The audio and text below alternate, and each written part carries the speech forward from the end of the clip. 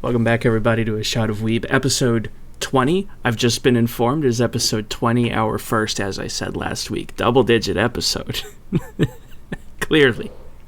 Yeah. I am the Epic Wob, and I'm already completely out of it. I'm here with, as usual, the Seaweed Ambassador. That's your name. There I we remember go. now. We got there. That's me. Oh, God, I hit my mic. Am I recording right now? Okay, I am recording. All right, nice. We're leaving that in. Oh, boy. So this week was the week where we watched whatever neither of us had watched. God almighty. This is difficult. I don't know what's going on. Neither of us are having a good time right now. All right. But before we get into that, let's go ahead and take our shot. Yeah, let's make everything worse than it already is. Or maybe it'll be better. Oh, it won't be. I stall for time. I forgot to pour one. What? I thought you already had it ready. I thought you checked. Did too. What the heck? You checked? Did you drink that one already? You goddamn alcoholic? No. Oh my god. No, I've still only had two. I thought I poured. What did you see in the cup? No, what did you see in the cup? I think I checked before I drank number two. And then I drank it after eating the fudge and nearly died. Oh, and you never report it. Oh, yeah. I never reported it because I was very distracted. Okay. Oh, well, I'm ready. Don't eat fudge this time. I don't. Right. It's over there. All right. Kampai. Kampai.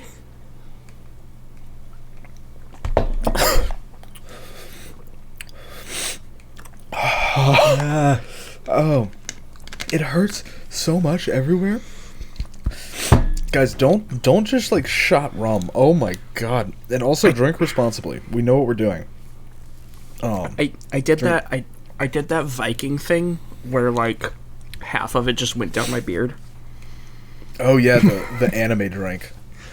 Yeah. Oh, yeah. Also, why am I hearing crab rave? I forgot to turn off wallpaper engine. Oh my god, dude! This episode is a mess already. I mean, I think it kind of like works though with the show we watched.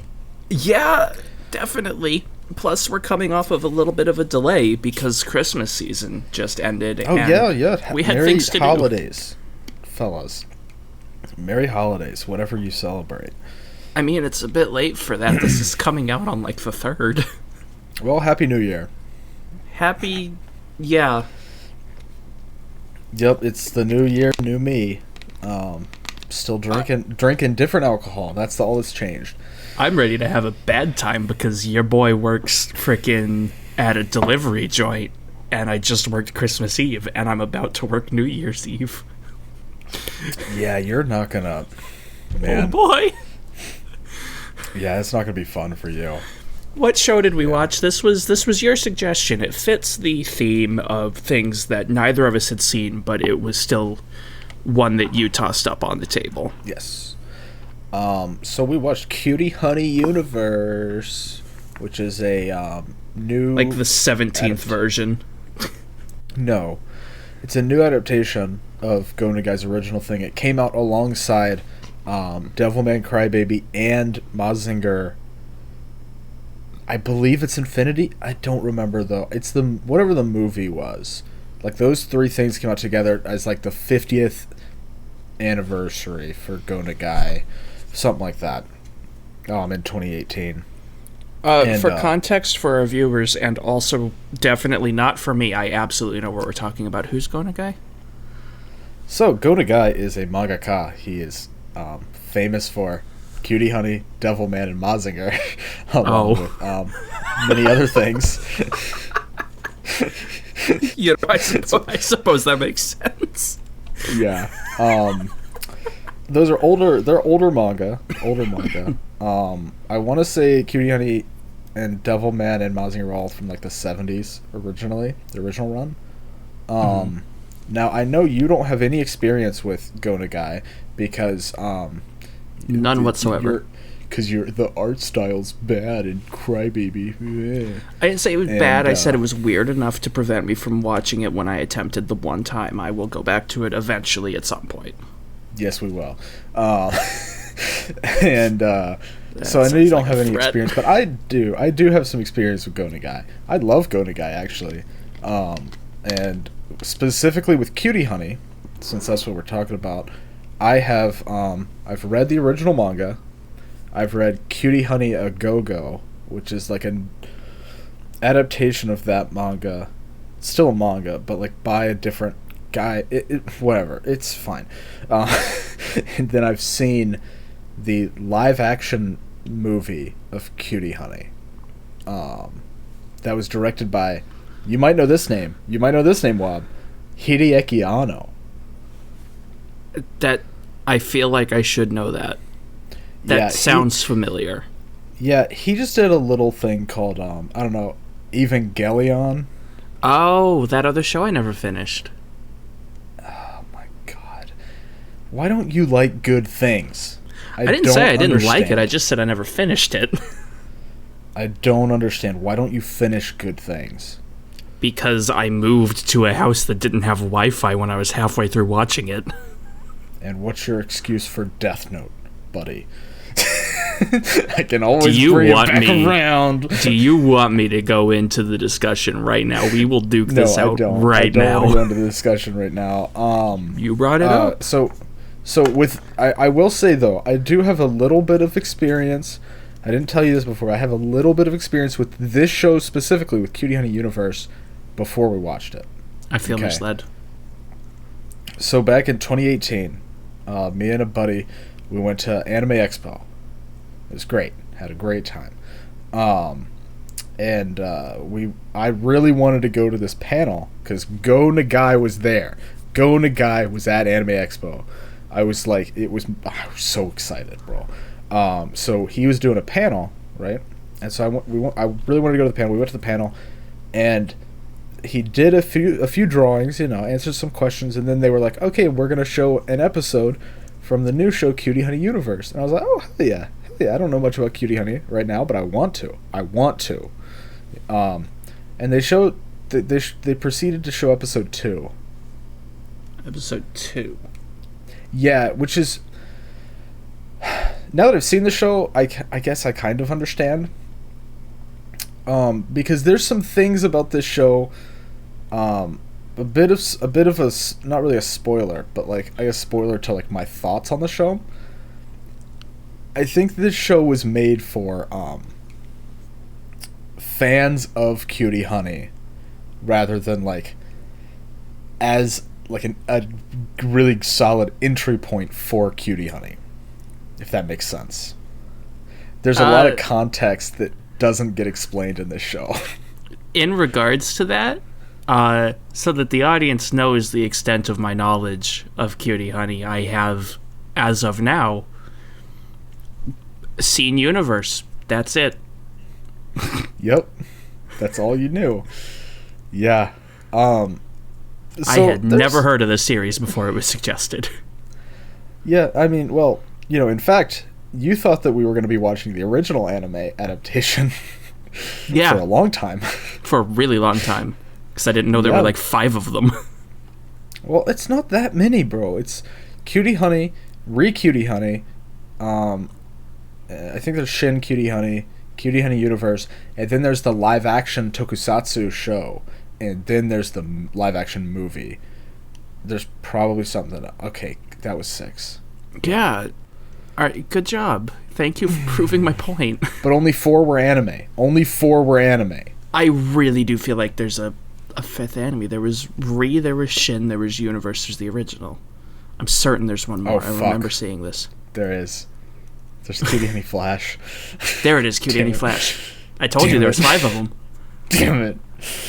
Oh man, this is the worst, bro. Look, I know you hate it when I'm right, but I'm done with this. Like, Wob can't be right. He just can't be. By Newton's, like, it's like the 3rd law from Newton himself.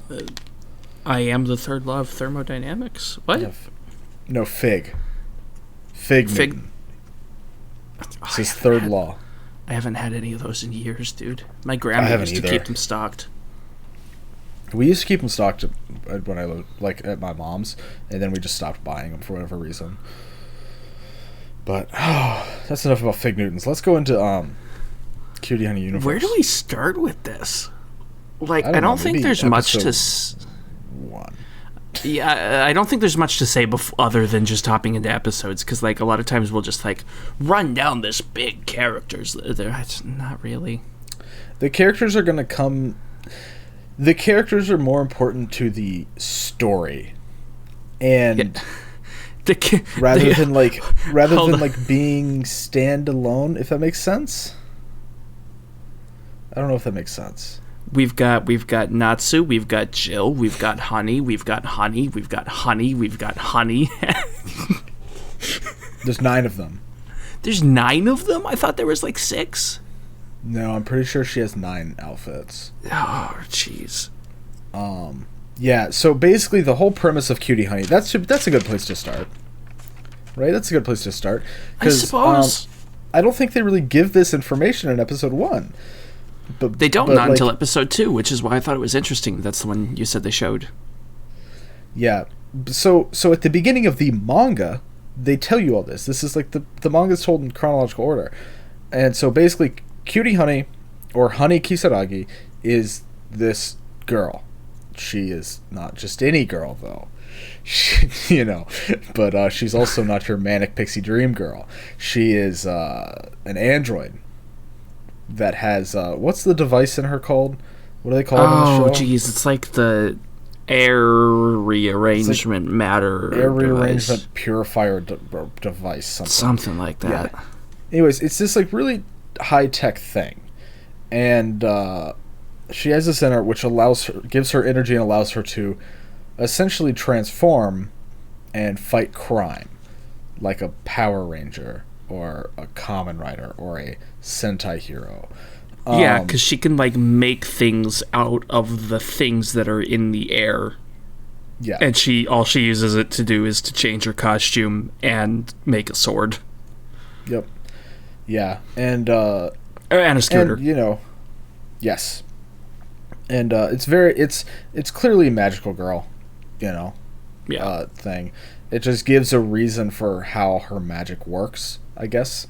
It tries to be like scientific, quote unquote. I don't want an explanation. I just want my shows to be take it or leave it. Yeah. Just show me the titty and we'll be fine. You know what I'm saying? Oh, it's already starting. Okay, look. Okay. All right. So here's the thing, right? Gonagai is known for his fan service, right? That's like a big thing. I would believe that. Devilman. It happens in Cutie Honey. It happens in Mazinger. That's his thing. He had a whole manga that like was a comedy manga, and I think it was called something like Pervert High School or something like that, something along those lines. I don't remember what exactly it was called, but it was a very popular manga from what I understand too. But yeah, he is known for his fan service, and this show, yes, it's got it. It's got it, baby. It's got it. The second note that I wrote for this show, second note right into episode 1 was, this show's too horny. And I usually like that kind of show. It's a different horny than what you're used to, I think. It is a different flavor of, yeah. It gets uncomfortable sometimes. There's one particular point that, by golly, I'm gonna complain about. Wait till we get there. I know what you're talking about. I believe it's episode 4 or 3. Is it episode 4? I think it is. Yes, it is episode 4. Yeah, I know exactly what you're talking about. Yeah, no, that's he can go too far sometimes. It's fine to admit.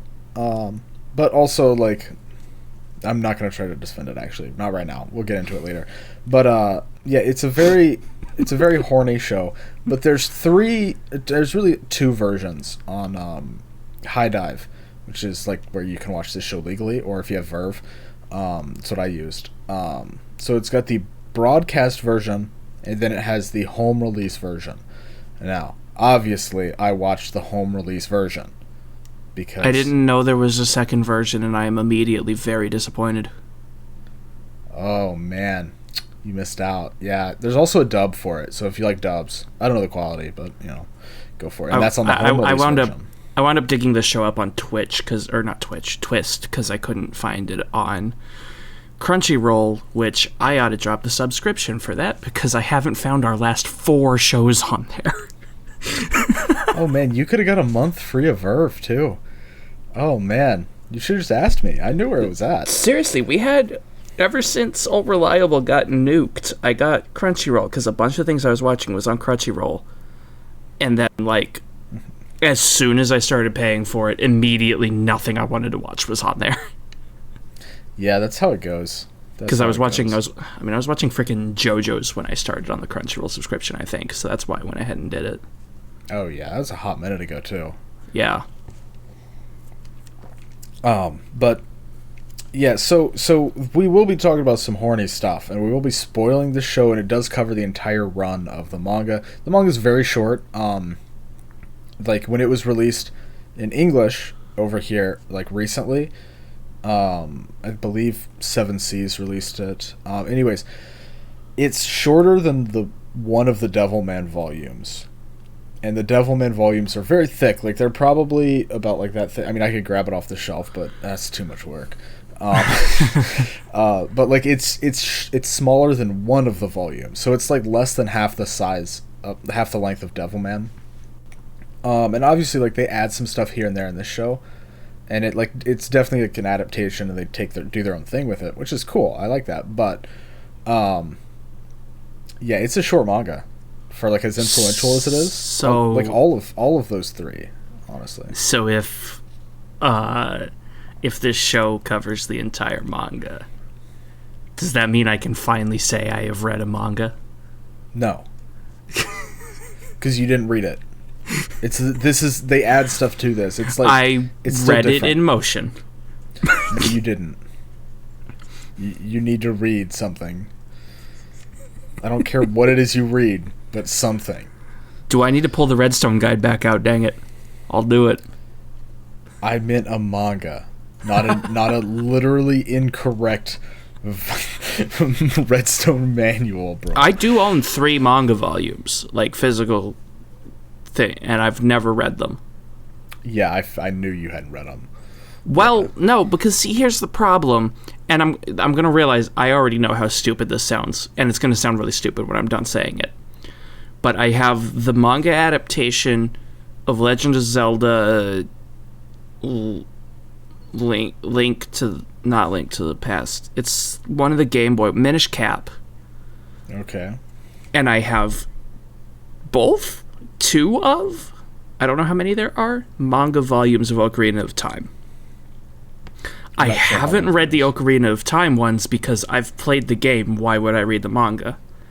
I haven't read experience. I haven't read the Minish Cap because I haven't played the game. Why would I read the manga?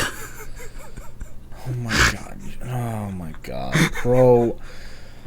Why are you like this, dude? We got to get you to read a manga. And yet you were friends with me. I did read part of one manga. I don't remember how far I got, but it was a number of chapters in. I can tell you where you didn't get to. Where the anime stopped. You didn't even make it past that point.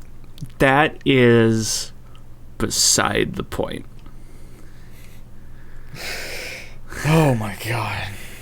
For those wondering, it was Domestic Girlfriend. They did not need to know that. You're getting outed, bro. You're getting outed. But Cutie Honey. We're watching it next week. Let's go. Yeah, next week's my choice, buddy. Yeah, and you said you're picking a romance show with me. I am picking a romance show, but that's not the romance show. Oh, I'm sorry. I'm losing it right now. Go ahead and talk about the show for a moment. This episode's wild. Okay, so I'm gonna collect myself. Yeah, so Cutie Honey, so she's an android, all that stuff, all that fun stuff, right? And then she's fighting against the Panther Claw. I believe that's the organization name. Yeah, I mistakenly wrote them down as Tiger Claw multiple times. Yeah, it's not Tigers, Panther Claw. Because I'm playing Cyberpunk. Which is just the evil organization, and it's girls that have been turned into part animal. There's only like 4 men in this entire show. Oh, yeah, no. Oh, that's something we didn't mention. This show's very gay. Yeah. Like, everybody... I wrote in my notes, everybody's gay for girls. The G in gay stands for girls. That's a new one. Like, because... am I wrong here? I don't think they're... Well, out of all of the characters where the orientation have be shown. Are we speaking the King James now? What the? Their orientation hath been shown. None of them displayed seem to be into men. Yes, nobody is into men. Everybody is only into girls. Everyone. I mean, like, there's multiple couples in this show. Like, wait, are there? Just lesbian couples. Yeah. Wait. There's 2 teachers. Oh, right. They exist for, like, one scene. No, they're in it for a couple episodes. But, like, also, like, Honey gets asked out so many times, only by girls. Yes. And she goes through with one of it, and it was adorable. Yeah, it was great. Men are not shown in, like, the best light in this show, right? There's one guy, Seiji, is a good egg. He's the only good egg. Here he is, I will say. Oh, no, what did they do to my boy in the other shows? No. It's what they did to him in this one. Okay. Because I went back and I watched the OP for Cutie Honey, the original anime, and Cutie Honey. Right. Which are... Cutie Honey is like... The OP is like very similar to the... Or I think it's the same song even. Of the original show. But you can see Seiji riding on the bike behind her. And you know how, like, when you're riding on a bike, you wrap your arms around the waist to, like, make sure you're like, in theory, on the bike? Okay. Well, he was grabbing on to something else for... I refuse to acknowledge this because Seiji is the best boy. It was her tits. I refuse to acknowledge it. I'll show you the clip after we're done. Because it is not from the show we watched. And in the show we watched, you're right. My only frame of reference, Seiji's a good boy. You're right. In this show, Seiji is good. There's also the only one who's not horny in this show. Well, no, there's the dumb brain frickin' Lupin looking fella that tries to make tea and has tables shoved up his butt. But see, I think he's horny for those 2 girls. Getting the vibes. I was getting those vibes from him. Not overtly, I don't think. I'm also very impressed by the Lupin reference. I have seen one Lupin movie. Castle of Cagliostro. No, Fuma Clan Conspiracy. Oh, poggers, dude! I think I did the pog face when you said that. That's amazing. No, I watched Fuma Clan Conspiracy with our college's film club leader because he was trying to show a different movie, and I was the only person who showed up. Oh, that's rough. So we watched Fuma Clan Conspiracy instead. On another hand note, though, but the movie 3D one looks really cool, and I want to check it out. I do want to watch that one as well. Yes, that does look really good. You know what? We should put up a challenge right here for... Probably not for our viewers. That's very unsafe, but for you. Take a shot if I ever get through a sentence correctly. It's never going to happen. I'm going to die tonight. No, it has to go right. That was one right there. Oh, God. Okay, that's fair. I will take a drink. I'll take a drink. How about that? Because this has alcohol in it. This does have alcohol in it. No, I mostly just... I'm giving We're safe. We're safe. All right. Let's talk about Cutie Honey though. I want to finish up this like general overview, then we'll get into episode 1. I have one last thing to say. And it's just about Jill. That's it. Jill is like the leader of the Panther Claw. Oh, I'm immediately so angry about this.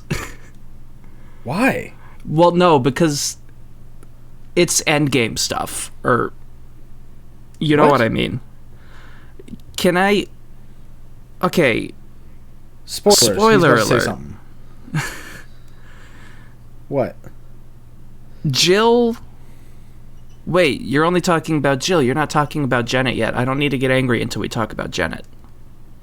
No, say what you were going to say. Say what you were going to say. We're in it now.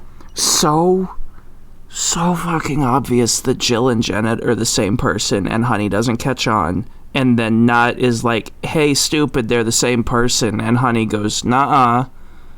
And then in the next to last episode, Honey's like, what? You're people, you're same, you're same, what? And... Okay, let's walk this back, okay? I understand where you're coming from with that, right? But first off, Honey is never told they're the same person. It's like Aki only says like, hey, you shouldn't trust Janet. That's all that's ever said to her. Natsuko is like pretty freaking upfront about it, though. You're right. She doesn't say. She never says it outright. She only says you shouldn't trust her.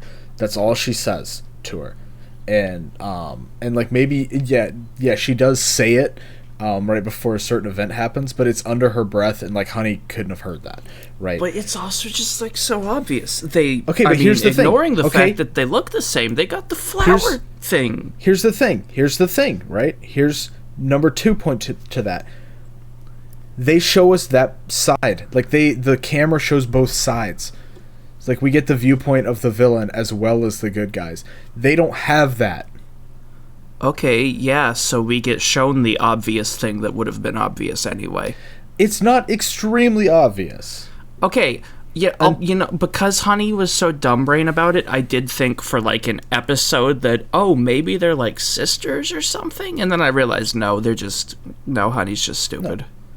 But like the Honey never sees like the flower thing really, because like when there's the flower thing in episode 6, like when Jill is there and like does the flowers, but like and Honey sees that obviously, but the only time like that Janet ever has like flowers before it's like fully revealed is like when she tells Natsuko to give them to Honey, and Natsuko refuses. Doesn't she literally hand Honey a rose in like episode 2? I'm pretty sure she does. But it's a white rose. It's not a red rose. But she hands it to Natsuko also. Not to Honey. Rest my complaint, but I still stand by it. But like it's the same thing as if somebody were to say, yeah, but like they never see Bruce Wayne and Batman in the same room. Bruce Wayne and Batman don't look exactly... Well, I mean, they do... But they literally do. They are the same exact person. But Wayne Man has the mask. Okay, Jill has a helmet on. A helmet headpiece thing. And different makeup. She also has different makeup. Yeah. So it's literally the same thing. Also, they never say, oh, Bob Parr really looks like Mr. Incredible. Okay? Don't bring Incredibles into this. I will, because it's literally this. It's like Bill Parr looks more like Mr. Incredible than Jill looks like Jeanette. Well, it's almost. That's the point. I'm telling you, your complaint is dumb, because this is fiction. Dumb. Okay, I guess we know who won that argument. Oh my god. Didn't think it would resort to that. Like, it's just like you knew from the get-go that Jill and Janet were the same person. Like, that's never hidden from the viewer. So you have this like this knowledge that the characters don't have. I still feel like that even if it weren't explicitly shown to the viewer, it would still have been easy enough to pick up. I would have picked up on it, and I'm stupid. Yeah, but they're not trying to hide it from the viewer. Right? Like, it's the same argument as, like, of the whole Superman and Clark Kent thing. And Clark Kent just wears glasses. Why does Honey still blindly trust Janet when Janet keeps being like, hey, maybe you should investigate here, I'll back you up. And then she goes there, ends up in 7 levels of trouble, and then Janet just never shows. Well, because Janet shows up at, like, the very end to help her out a lot of those times. But also, like, Honey trusts people inherently. That's part of her character.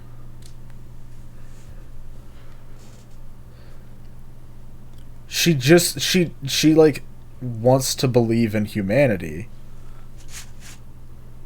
So she trusts people.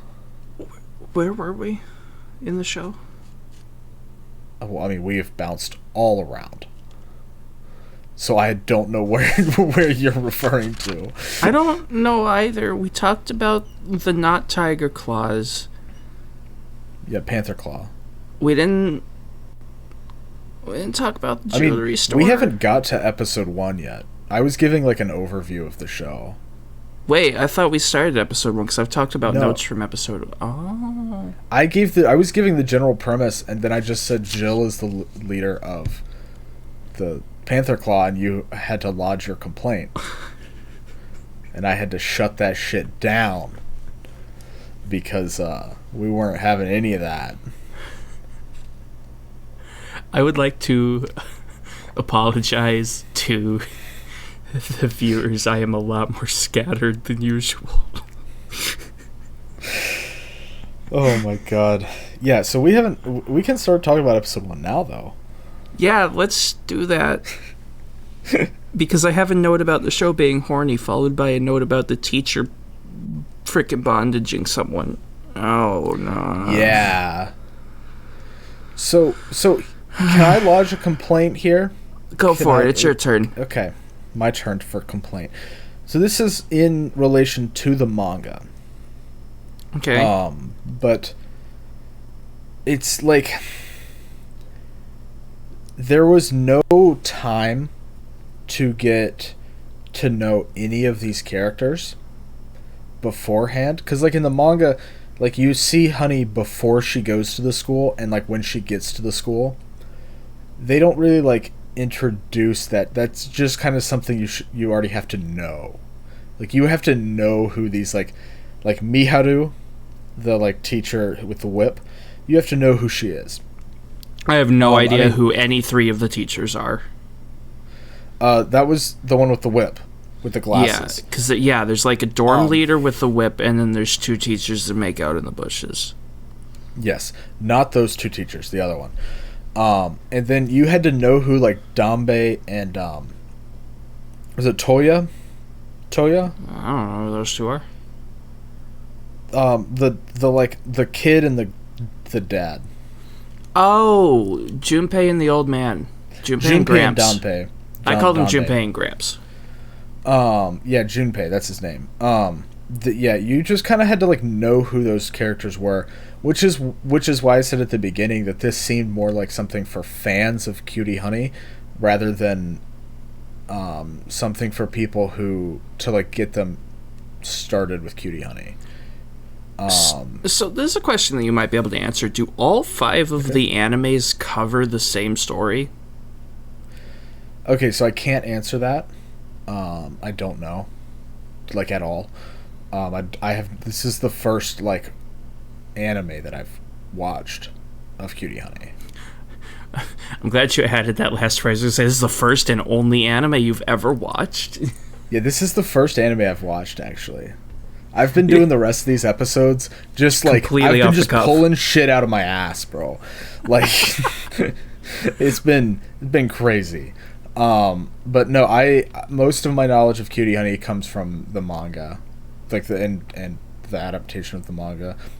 And I haven't seen the live action movie in 2 years, maybe longer. I own it. I do own it on DVD, but like I haven't watched it in at least 2 years. So I don't remember much from it, except the opening scene was a bath scene. So like you know That's a good it's start. a guy. You know it's going to guy. Yeah, like it's horny from the get-go. But yeah. So it's so there's a whole like thing. So basically the whole thing with like that bondage thing that you mentioned. That's the punishment if you like sneak out of the dorm. Except that they can never catch Honey doing it. Yeah. So they take it out on Honey's roommate. Yep. Her accomplice. So here, I want to take over for a moment. Honey goes out and does the episode 1 plot, which there's like a jewelry store, and Janet shows up, and they're like, "Hey, we're characters." And then at the end of the episode, she goes back to the dorm and climbs into the window of her own room to sneak past everybody and finds Natsuko tied up, moderately suggestively, butt-ass naked. Nah, she's got her skivvies on. Oh, that's true. Yeah, she did have her and Honey's like, on. "Shut up! I'm a pirate. Shut up." I like that word. And Honey's like, "Yo, I'm sorry that you keep getting freaking domed by the teacher because I sneak out. Let me break you free. But first tickles, I guess." Yeah. And they do that. And Jill watches through the space mirror. Uh-huh. And I questioned what show I was watching at that point. Wait, did you have a question, or? Yeah, what is this show? This is Cutie Honey Universe. Why? Why is Go to this? guy. Go to guy. That's why. Like, okay. This is a very Go to guy show. Like, this is... Okay, so you saw my tweet, right? Yeah, I texted you about it. Yeah, so basically in that tweet, I said, because, like, this show has such a low score on, like, everything. It's got a 48% on AniList. It has, like, a low 6, or, no, it's in the 5s on my anime. It's in the 4 or 5s on Mal, I believe. It's in the 5s on Mal, I believe. 5.4. Yeah. And, like, that's a really low score on these sites. And I didn't understand, because it's, I mean, I will admit, right? Like, I am definitely biased towards Go Nagai. I love Go Nagai's stuff. I think he's great. I love his work. Yes. I found something good, but I was about to be like, I shouldn't interrupt with it. But since you've already given me the time, I would just like to say the top review on anime list, on my anime list. I'm gonna steal this. Freaking fella named Karhu. The first sentence he puts down: "This is Japan's 176th, give or take, attempt on giving Cutie Honey the anime adaptation it deserves." And that's about the same attitude I have to this show. Yeah, except you don't know shit about Cutie Honey. I don't. Why does it? Why does it? I don't even know how to answer that. I don't even know, like, what you're asking. I don't know what I'm asking. Oh, God. But, like, okay, so basically, though, in my tweet, I just said, I don't understand why this has such a low score. This is exactly what I want from a Go Nagai adaptation. It like, embodies the spirit of Go Nagai in this adaptation. I still think that's true. I really do. Like, I could see Go Nagai in every episode of this show. And, like, it's something like... So, I watched Maz and Kaiser with a group, right? And like the first 2 episodes are very like edgy and like fight focused, and I was like, okay, this is fine. What is Mordenkainen? Or whatever. Maz and Kaiser. It's okay. So Mazinger Z is this show. It's a mech show, right? That Go Nagai did. Okay.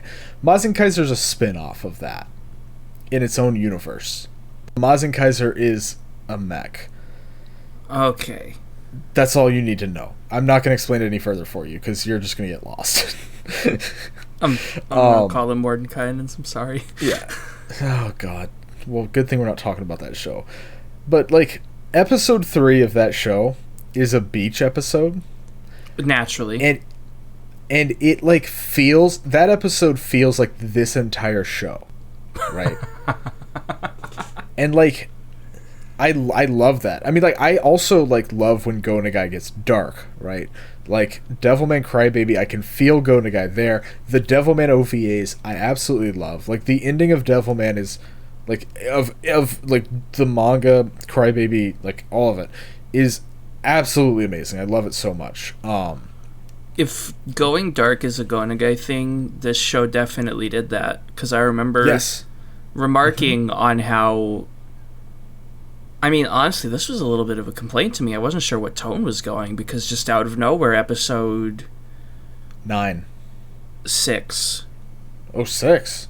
Oh, yes, yeah. Yeah, 6. 6 just goes completely different from where the rest of the show's vibe was up to that point. It's a major tonal shift, episode 6 is. It was jarring, and I didn't know why it was happening. It's very Go Nagai, though. Like... I mean, you can have one episode be, like, you know, this fun, like, happy, like, everybody's playing on the beach, and the next episode, like, 4 of those characters are dead in the cockpit of their specific mech. In Maz and Kaiser specifically, that doesn't happen quite that drastically, but, yeah, no, I mean, like, in this show, you know, you went from, like... Because what was episode 5? Like, what was that, like, the 5 was when they introduced the super cute reporter outfit and they chased down the mayor and the arms deal. Right, yeah. Well, so, like, that one was, like, starting to get a little bit dark. It was kind of introing into it, but it was still very lighthearted. Still a very lighthearted episode, right? And in episode 6, they murdered an entire school. Yes, everybody is dead. Except for when they're not. I didn't really know what that was about. We'll get into that. The whole... Everybody's dead from the school. At least you seem to understand it. What? You seem to understand what happened around the we'll get into it part, because I don't. Yeah, I understand. I think I do. But, like, basically, yeah, everybody dies. And the visual... Okay, I want to talk about the visuals for episode 6 real quick. I know we're hopping all over the place. Whatever. Like, this show, like... We honestly, we might not do an episode by episode at this rate. I don't think it's going to happen. Like, it's not like, necessary to do an episode. Except for the last, like, 4 episodes. Yeah, I mean, but still, even then, it's better to just talk about the broad story beats, I think. Rather than, like, go, like, this happened in this episode kind of We're going to do that thing that we always say we're going to do and then never do, where we just talk about the broad story. We'll do it this episode, but I do want to talk about the visuals for episode 6 here. Okay. Take the floor. Because they were, like, honestly, they were beautiful. I loved this episode. It's one of my favorite episodes for visuals. The flamethrowers being rose petals was fantastic. I don't know if you noticed that. I don't want to say much about this episode lest you hate me. I missed a lot of the visuals because I was ordering dinner at the time. The most visually, like, engaging episode. Are you kidding me? I was hungry. Oh my god. Okay, look. So, like, through the... Okay, I'll do this part then. This is all me. So, like... I'm gonna get fired.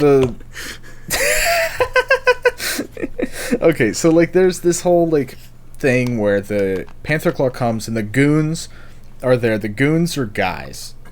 Like, the goons are, like, just regular like, men, but, like, they wear masks, so they all look the same. Mm-hmm.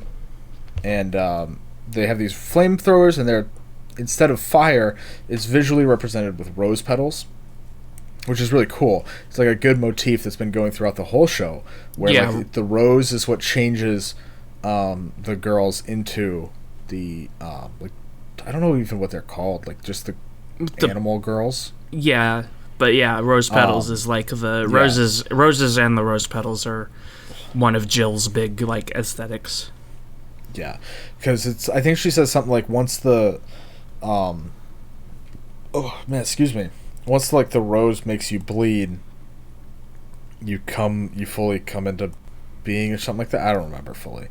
Something like that. But like basically she sticks a rose in them, the rose will suck out blood, and it's a white rose and it'll turn red. And so these were all red rose petals. Mm-hmm. Which is really cool. I loved that visual like bit there. And then we get this whole thing where Honey is just a silhouette. Just a white silhouette on a very dark background. Sometimes it's just black. And like those scenes, you could like I could feel the emotion there. It was fantastic. I absolutely loved it. There's so much emotion there, especially there's one thing that like really stood out to me, and it was when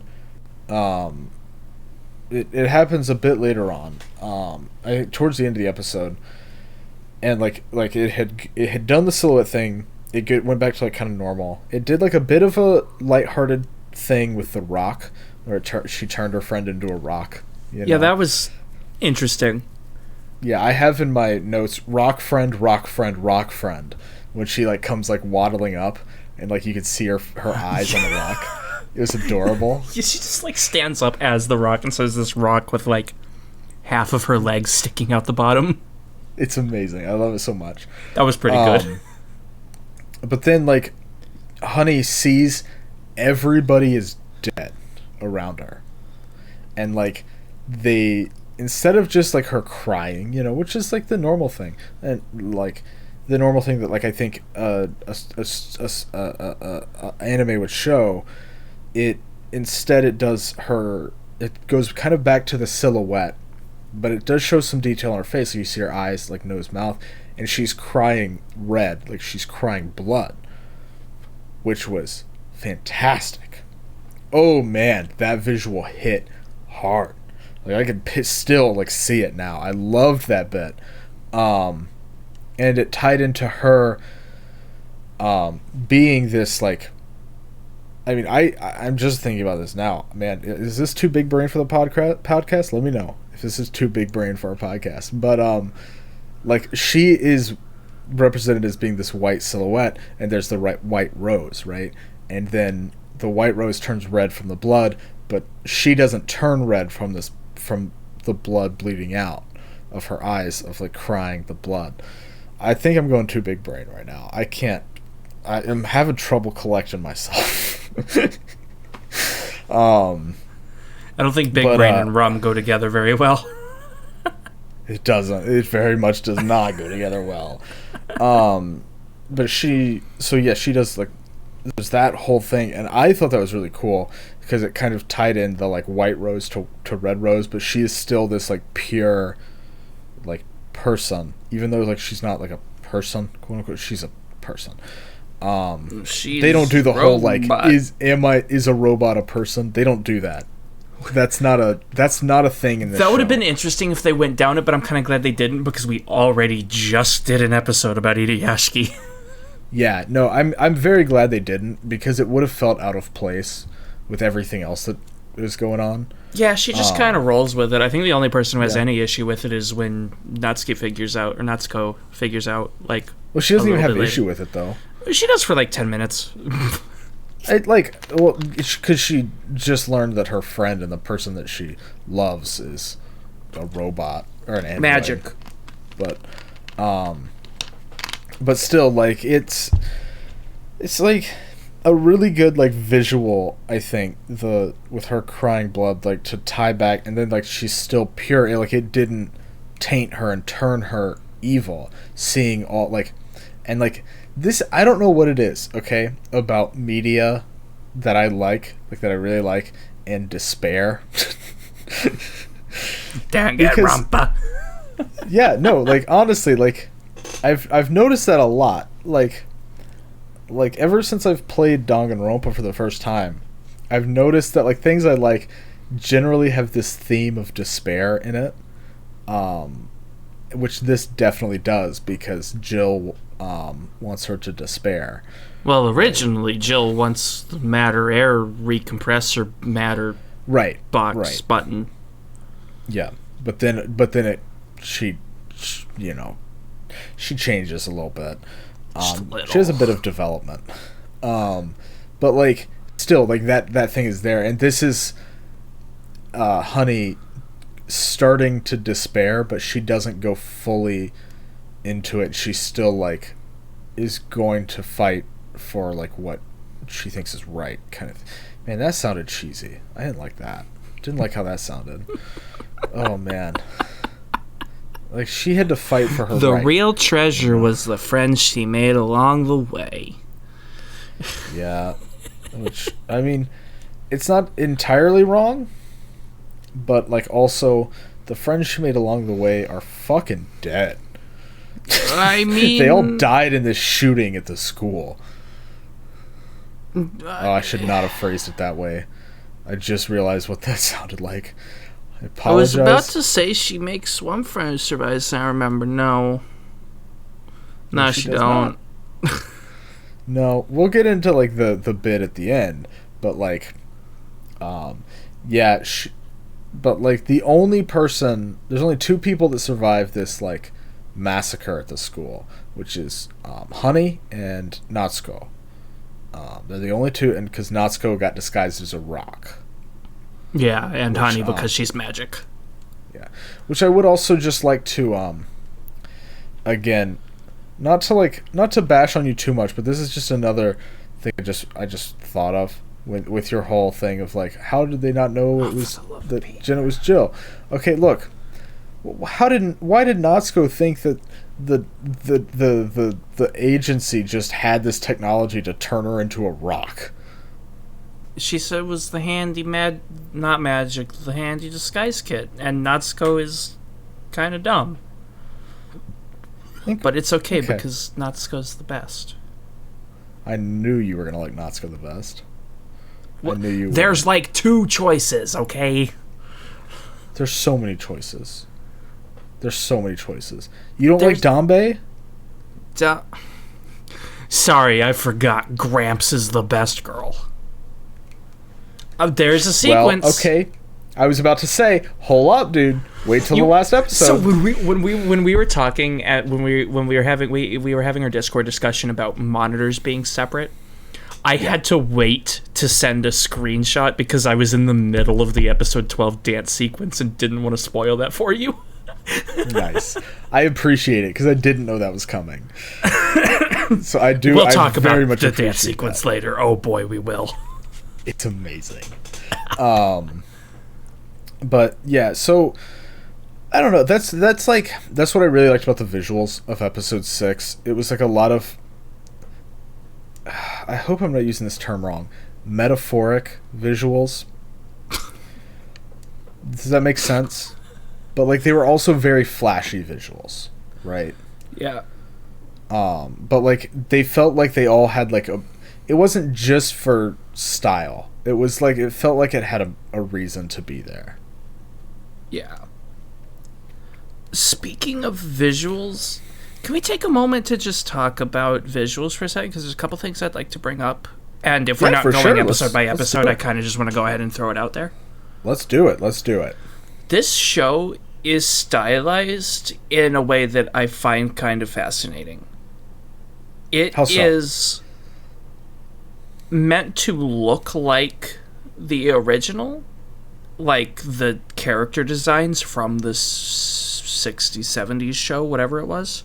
The manga, yes. It is Go Nagai's character designs, yeah.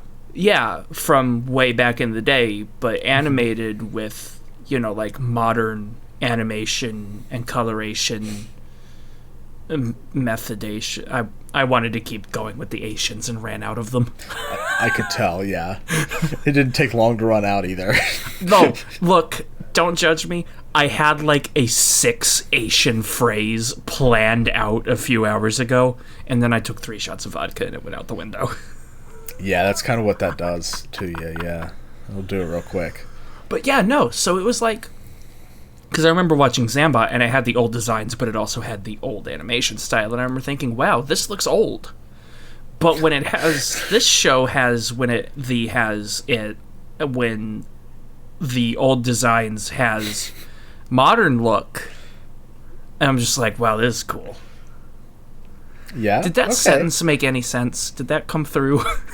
I understood eventually what you're saying. So, like, basically, I just want to make sure that I understood you fully. It used the old designs, but you thought it looked better because it's, like, newer animation. It worked well together. So it didn't make it seem old anymore. Yeah, and I don't want this to come across as me saying, ugh, old bad. Yeah, of course. I mean, it is a matter of taste. I'm not fond of the old style, but I can acknowledge, you can acknowledge it's old.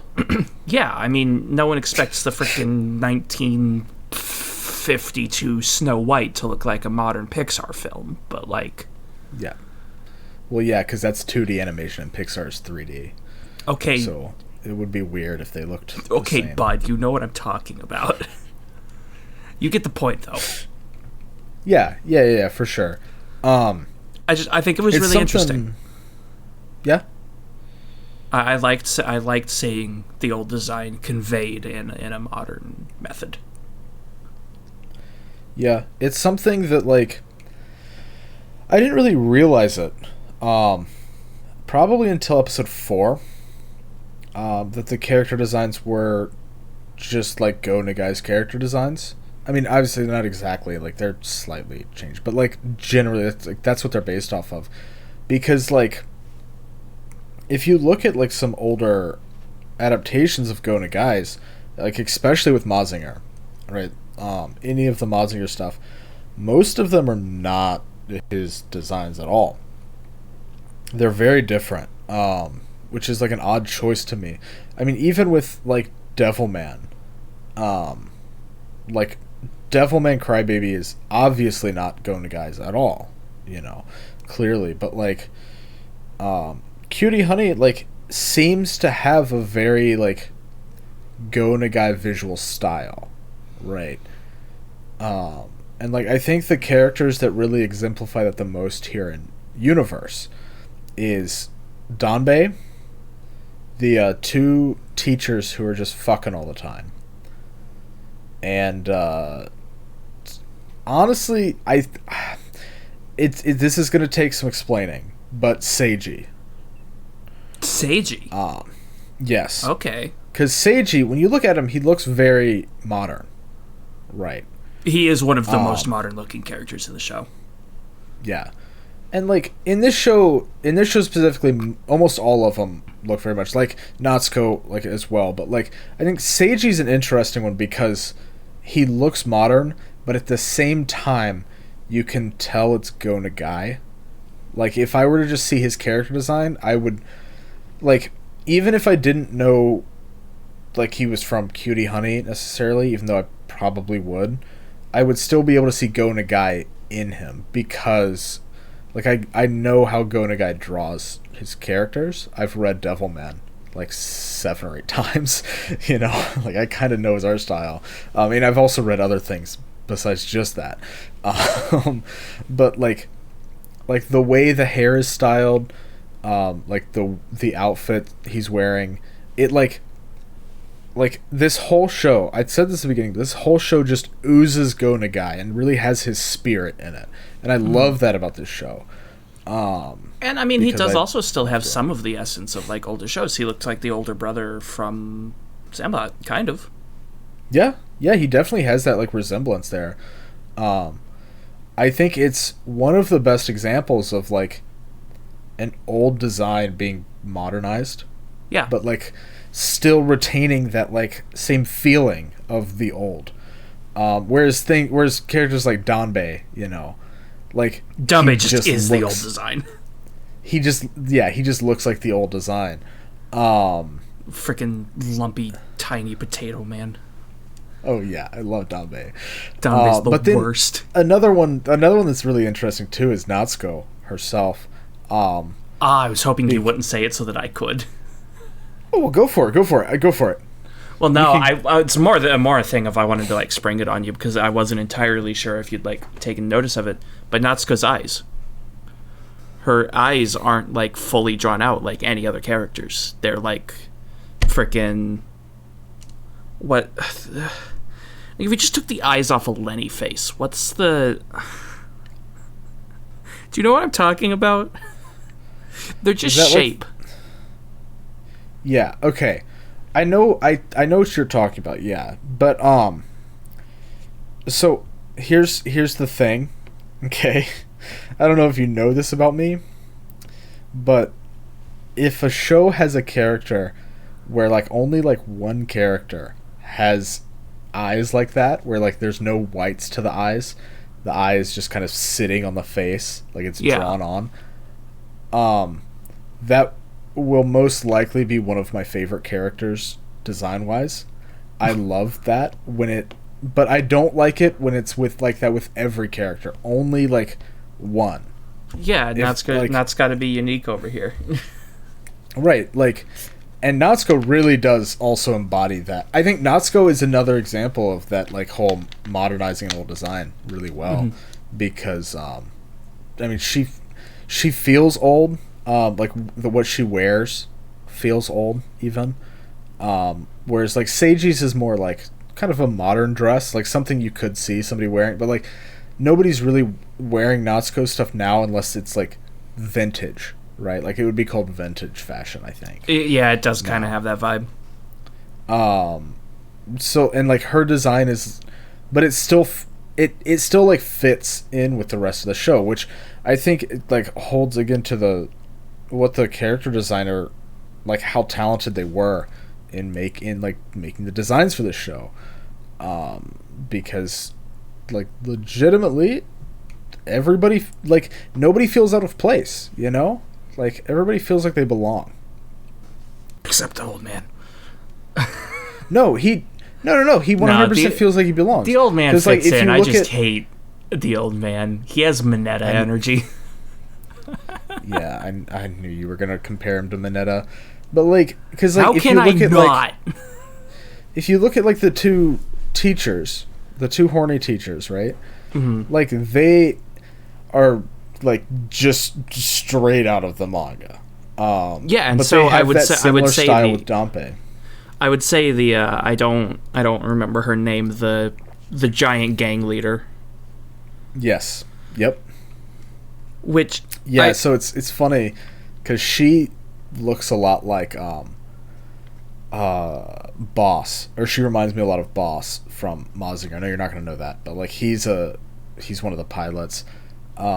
Which I thought was kind of an interesting thing that like Go Nagai really like he didn't just give like one body type to the girls. Like a lot of the girls are like for fan service and stuff, but like also none of the guys in this show are really taken seriously except for Seiji, and Seiji's the only one who in this show is not horny for anybody, which I think is like actually like you can look at this show from like a base perspective and be like, oh, this is really, let's talk about episode 4. Let's do episode 4 before the break. Okay. I do want to say I do really appreciate Seiji being, like you said, the anti-horny at times, because there's some bits, especially really later on, where Junpei and Gramps get like super into just gushing over how sexy Honey is, and then frickin' Seiji will just walk in and whap both of them, and I'm just like, good, thank you, please do it again.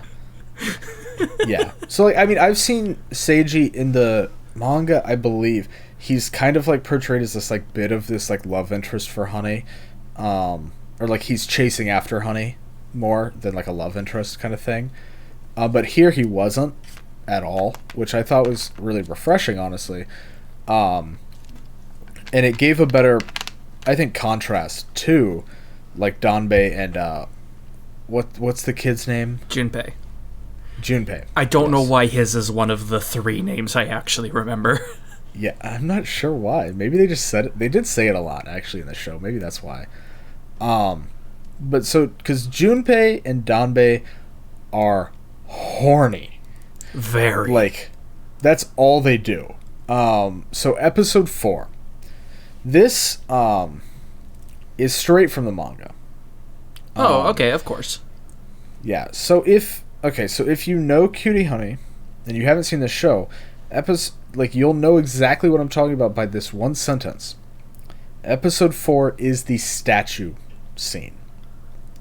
So I would like to preface one thing here, because it matters here. She's starting to run out of like energy, and that's why she does the statue thing. Well, another thing that I thought was really, really good, and this has to do with the art design, is so Honey has like a whole bunch of forms that she can take on. And I would like to later, if we have the time, talk about the different appearances, but it's not really important. Yeah. But the 2 that matter the most are like the blonde one that is just what she looks like. And then she has this like shortcut red hair version, which is like, I call it battle mode. For when she's like actually fighting. And one thing that I thought was a really, really good detail is as her energy starts to run out, her hair starts to fade back to blonde and grow back to full length. And so, like, the longer her hair is, the closer she is to running out. And I think that's really cool. And it's also one of my favorite looks for her. Yeah, when she's in, like, that halfway. Yeah. That's really cool. Like, I am a long hair man. That's, like, I like the long hair. I like it a lot on characters. On me, but so like, I was definitely a fan. But it also shut up. You're not gonna know the reference, of course. Just the usual. That's the standard. But it did it gave me some very strong Die Buster vibes. Because when she's in her final form or whatever, she has like kind of like this orange or red to orange hair that kind of flows, whatever. If you've seen Die Buster, you'll know what I'm talking about. It, that's like the vibe I got, and it was very good. I liked it a lot. It was because the short hair just wasn't doing it for me. Just wasn't. I mean, I can see the appeal, but it's not so much my thing either. Still look cool. Yeah. All of her designs are good, except maybe the fashion one, where I'm just kind of like, I think it's supposed to be a little ridiculous, though. The fashion one's a bit garish. Because it's more like high fashion, which like doesn't make sense to us common folk. Look, I wear a t-shirt and jeans every single day, and I have not changed that up in literal years. I bought a long sleeve t-shirt recently that I'm wearing right now. Dude. Every job interview I've been to, every formal meeting, every news interview that I did while I was in college, I wore the same red polo because it was the only nice shirt I owned. Nice. I mean, I only recently bought a suit jacket because I had to go to a wedding. I have a suit jacket that I've had since like high school, and I'm amazed that it still fits. Nice. Because we got it like professionally. Not professionally. Like tailored? Actually, no, I realized it wasn't even tailored. We bought it from the fucking Kohl's or something. Oh. For my senior prom? I think it was junior prom. Yeah. Either way, it's the only part of my suit that still fits, and it barely fits. But by golly dang it, my sports jacket looks good. Nice. Yeah, but yeah, no, all her forms are good. Mostly. Yeah, mostly. They all kind of fit the need that they need to. I feel like there's not much opportunity for a best girl question at the end, but a best form question, I'd be down for. Yeah, I'm down with a best form, yeah. Okay, let's get episode 4 done, and then we'll take our break. Let's talk about the fucking statue. Oh, dear. Yeah, so basically, when I say episode 4, we're talking about the statue scene. So she's in a fight, she gets low on energy, and then to escape, I don't remember which Panther Claw it is, but to escape them... It was one of them. She turns herself into this statue on a fountain.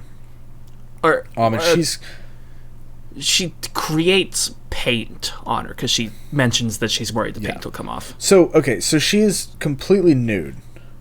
Now because her clothes have been ripped off, because that's what happens when you fight. Clothes get torn. Still freaking Barbie doll shaped though, unless your release was different. No, she had nipples. Not in the one I watched. I watched the sad version. You should watch the home release version. So she covers herself and makes her appear like, I believe she said like copper, and so she has this like copper, like when like in the oxidized new, copper Minecraft update where it turns green.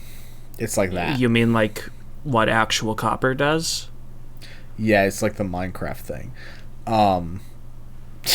Okay, buddy. So she does that, and then like she holds this pose. Wait, that's in Minecraft for a while. Not yet. No, it's in the next update. Oh, jeez. It's been so long since I've played. It doesn't have any use besides a decorative block right now, though.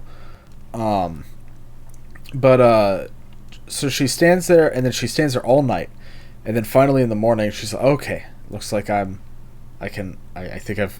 for sure she's not coming back to try to, because she doesn't know this is me, and she's about to change back to just regular old honey, and before she can do that though, Junpei and Danbei come waltzing into the park. Junpei and Gramps are all like, oh no, honey didn't come home, we couldn't freaking perv on her, oh no. Yep. And then they look over and they see this statue and they're like, oh, naked woman. And Junpei immediately like hops on her. Okay, here's something to understand about Junpei and Danbei, right? Junpei is an ass man, Danbei is a tits man, right? Can you disagree? Can you argue otherwise? Oh, I want to not acknowledge that sentence. That's too bad. You're acknowledging it. But like Junpei jumps on the statue because he's horny, and he's like, "Yo, Gramps, it's warm." And this is my favorite line from this whole scene. Gramps is just like, "Oh, it must be fresh from the stone cutter, because that would make the statue warm." I love metal Danbei. Statue. Yes, the metal statue is straight from the stone cutter, which is why it's warm. Idiots. How fast was the stone cutter going? Dude, Mach speed. It's amazing. I love it so much. And so he hops on her tits. And like, it's not like her body is made of metal. Like, her body is still like it's still flesh. malleable. Yep. And they don't think this is weird or anything. No, like eventually Grandpa comments on it. He's like, "Oh, I've worn the metal to smoothness or whatever." Yeah, and she's all worried that the paint's gonna come off because Junpei is like kissing her, and Danbei is licking her. Danbei's licking her tits. Junpei's kissing her ass. I hate this episode. I hate this episode so much. I know, I'm trying to get over it quick, but like. It does go on for a long time, and it is a like gag. A third of the episode. Yeah, so it works. This is why I think it works, right? It works well as a gag, for a reason I'll get into here in a minute. Actually, I'm not gonna get into it right now. I want to finish up like the whole thing. So like this goes on for a while, and like they're kind of like talking and stuff. And she's like, "Please, I can't hold this position much longer." You can see her leg starts to shake as they're like kind of arguing on the ground, and then they're kind of like discussing stuff. And then eventually she just fully says, "Get out of here, leave, I can't do this." Oh, I did forget one little thing. Junpei does start like licking her box. Oh dear. Just fully. That's an important detail. Yeah, because which causes her to make a sound. And she makes a sound, and they decide that it's Danbei who made this sound. And so we get like 30 seconds, a minute of them arguing who did it, including Gramps trying to recreate the sound. And then eventually they both agree that it was him, which is hilarious. I love that so much. But like afterwards, after all that goes down, then like they're still standing there, and eventually she can't take it anymore, so she tells them to leave. And they get so terrified that the statue moved. They don't realize it's Honey. They just like are think the statue is moving, and they run away screaming. You know, because like what would you do if a statue that you what would you do if a statue just like started talking to you and like moving? You know. I don't like that you had to bail on that. I couldn't say it, dog. There's some things that I can't say. You should be thankful. We should talk about a different episode. No, we got to get through this because this is going to my point about Seiji. Okay, right? Go for it. Because the reason that these two can be like this horny and it can be egregiously acceptable, I think. Egregiously horny, and I think it's acceptable in the show. I don't think it's an issue, is because they are never shown to be good people. Mm-hmm.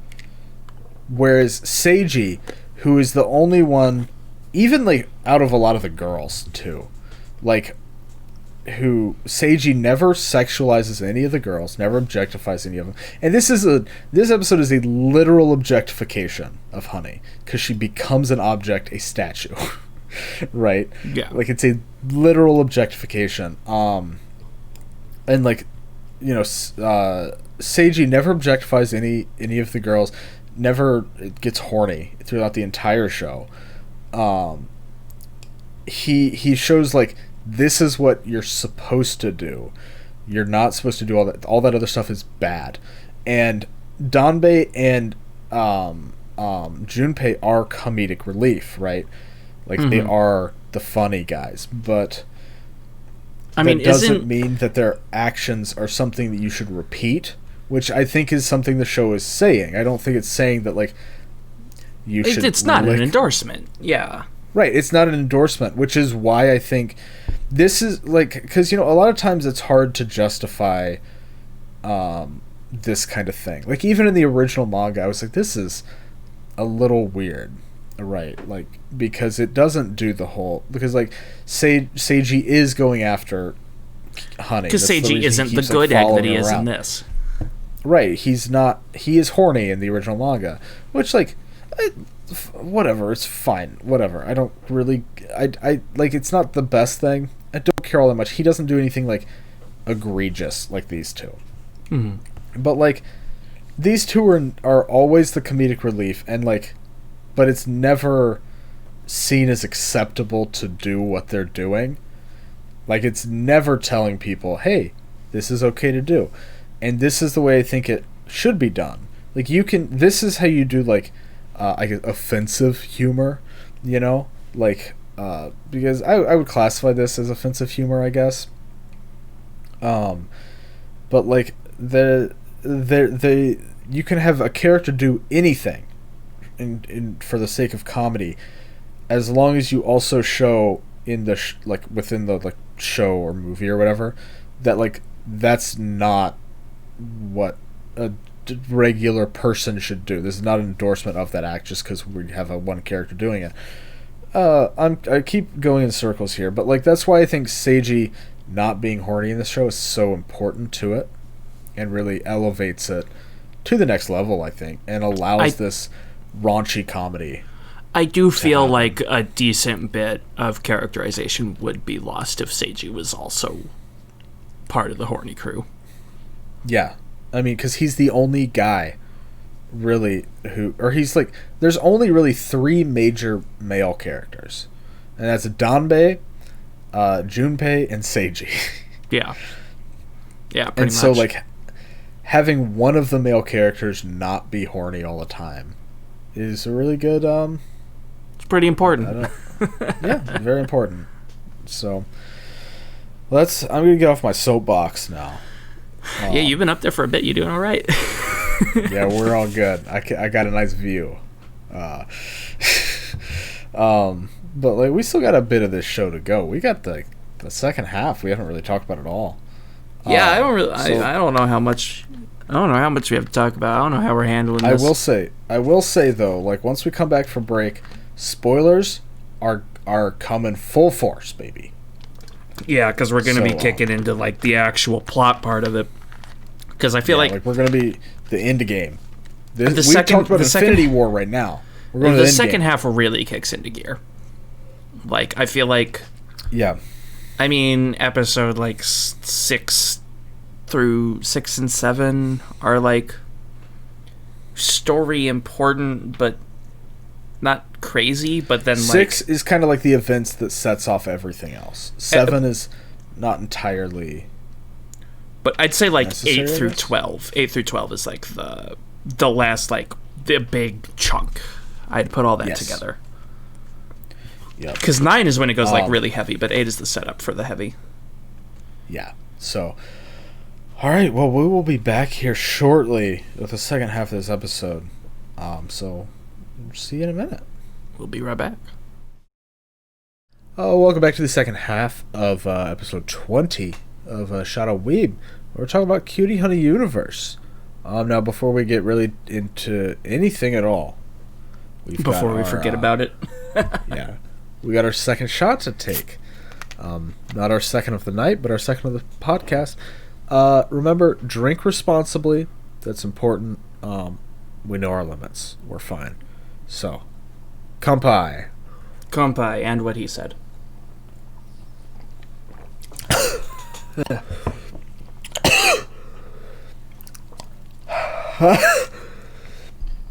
It is literally hurt worse every time. I don't know. I hate this stuff. I left a fair bit in that mug, and I've not got much Sprite left, so I'm just gonna combine those.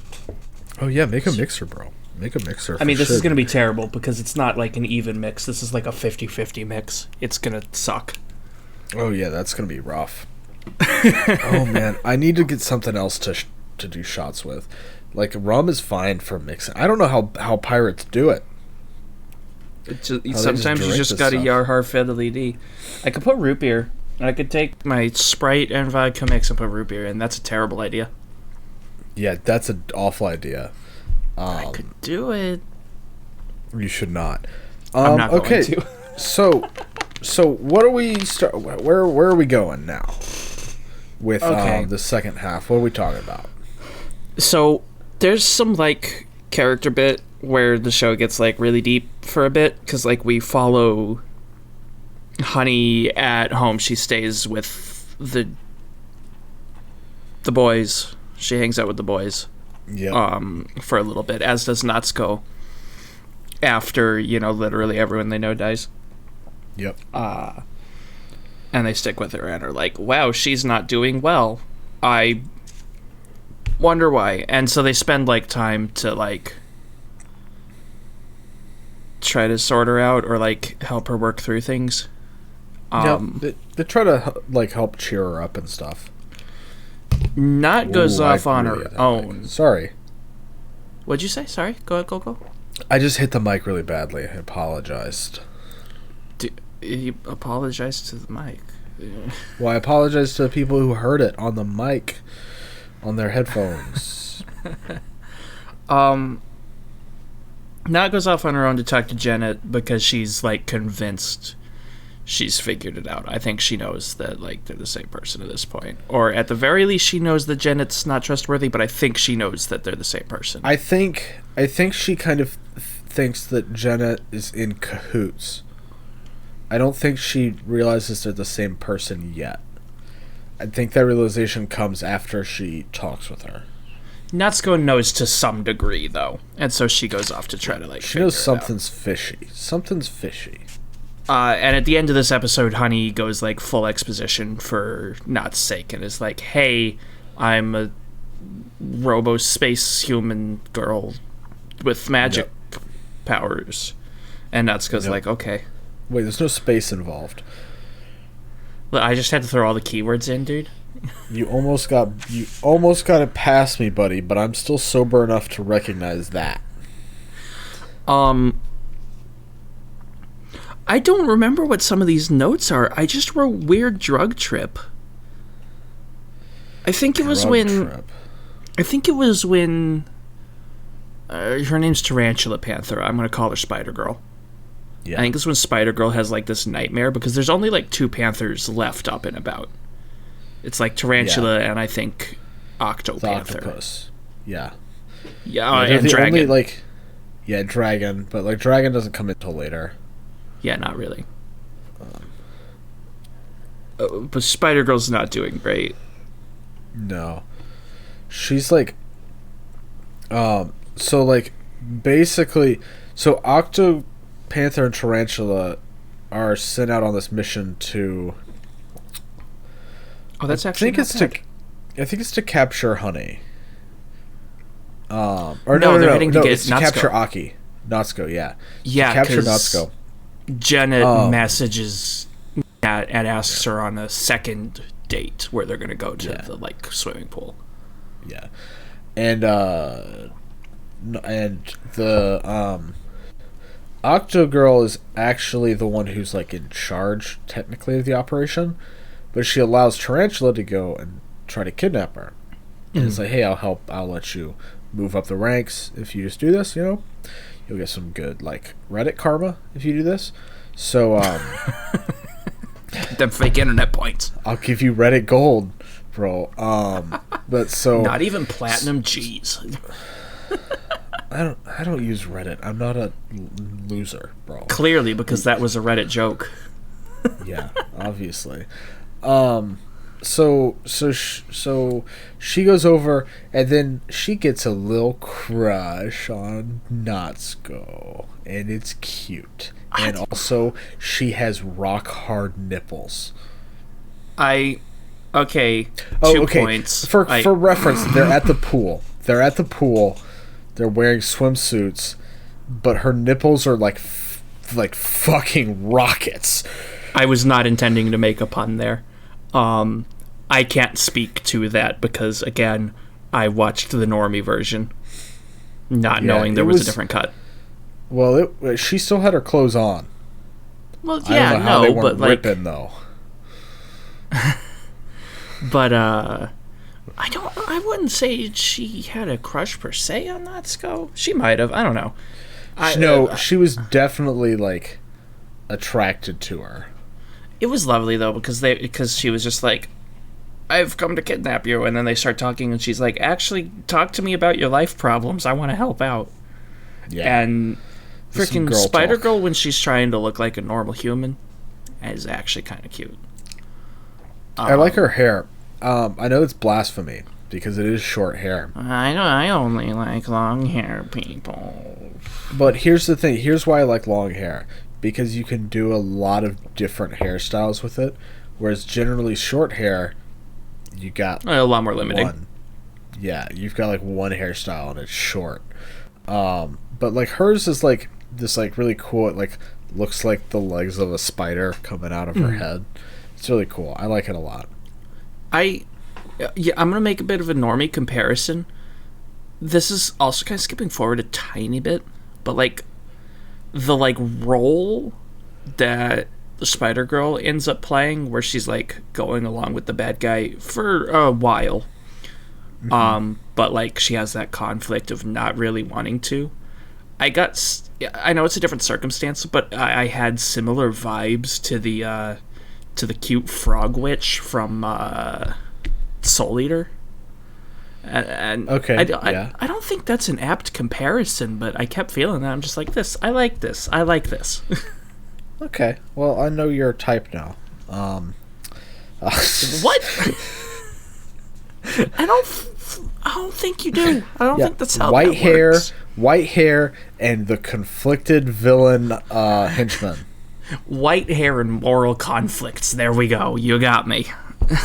That's it. Jeez. That's it. It's the white hair. That's what does it every time. That's why you liked the dad. The evil version of Spider-Girl has white hair. Yeah, well, doesn't just like one of the like Spider-Girls have white hair? That's what I said, the evil version after she splits. She splits later, we'll get to that. Oh, I thought you meant like Marvel's Spider-Girl. Is that a character? Oh yeah, there's Spider everything. Well, ignore Marvel. We're not talking about Marvel. We'll get back to it. Where was I? You broke my brain thinking. I don't know. You were talking about white hair girls, your favorite. You started that. Shut up. Natsuko goes to the baths, and Spider-Girl is like, just be upfront with your feelings. Yeah. And so she does, and she asks Honey on a date, and Natsuko and Honey go on a date, and it's fucking adorable. It's great. It is really nice. Very wholesome. I apologize for my language. It's adorable. Yeah, I don't apologize for my language. It was fucking adorable. Here's the thing. You're not conflicted about your language, so it just flows. I still have that, like, ooh, that's a bad word aspect. So I just kind of, like, get quiet mid-sentence. Yeah, I also don't have a fucking filter once I'm drunk, so it doesn't help. That's fair. Apparently my filter don't go nowhere. Well, you know, I just get not exactly a bad thing. I get extra small brain. Not exactly a bad thing. If I were more buff, I'd say I go full himbo, but I ain't got the bod for that. I just get stupid. We'll get there. We'll get you Dude, there. I'll play more freaking Ragnarok. I'm gonna get them muscles. What were we talking about? So Tarantula let Natsuko go. Octogirl is not a fan of this because she's like, "What are you doing? We're supposed to take her back to Jill," and she's like, "Shut up! She's in love." There's like a one-off gag though. So the OP shows up in the show multiple times, and one of the times it shows up is here. It's playing like over the swimming pool speakers, and so like after Spider-Girl has her like moment, Octopanther is like walks up to her just like dancing to the theme song saying, "Dang, this is good music." Yeah. Oh man, it's great. They do a really good job. Like a lot of anime incorporate like the theme song into the show. You know, like it's not like super common. But I think I've commented on it every time it's happened because there's been 2 or 3 shows we've watched where that happens and I'm like, "Oh, look at that. The girl's humming the theme song." Yeah, I think we've kind of gotten lucky though. It's not like the most common thing, but it's still like relatively. It's not like something, like it's something you'll definitely like catch if you watch anime at all. But yeah, I think it's done really well here. Like they just kind of are like, no, it's a song. It exists in this universe. Yeah, because even Honey at one point, one of her forms is a pop star, and she performs the intro. Yep. Yeah. Oh, yeah. That was great. That was pretty good. Yeah. But so yeah, then they go on the date. It's all cute. It's great. Very nice. Like it's pretty good. What happens and next? Then tentacles happen. What? I'm sorry?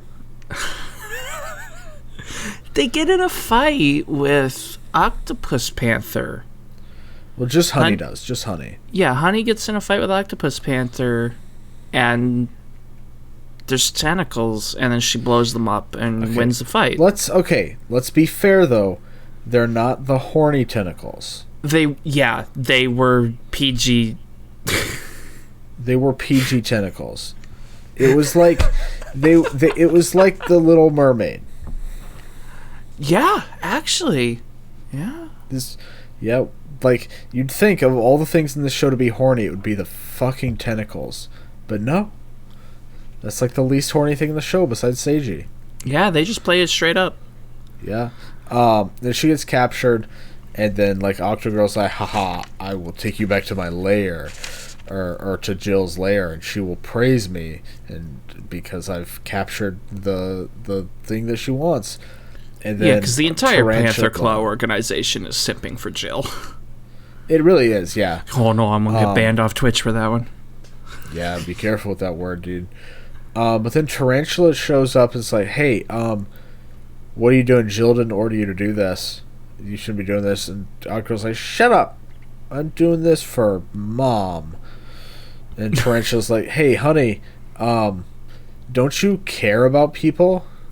And then Honey just kind of like makes like octopus sushi and and beats Octo Girl and then escapes. And then she asks Tarantula, she's like, why did you help me? And Tarantula's like, anybody who disobeys the will of Jill is fated to die. Like, yeah, basically. And then literally almost all of the Panther Claws end up going against Jill's. Because, like, the ones who didn't die to Honey, like, early on, were just like, aha, I've defeated you. I'm going to kill you right now, even though Jill said no. And then Jill says no. Yeah. That's the thing, though, right? Because, like, there's not very many of them left. So, like, Jill has killed most of them. Or, like, has let them die. So, like, I mean, later on, I mean, she does directly kill some of them here in a bit. We'll get to that. Yeah, literally the next episode.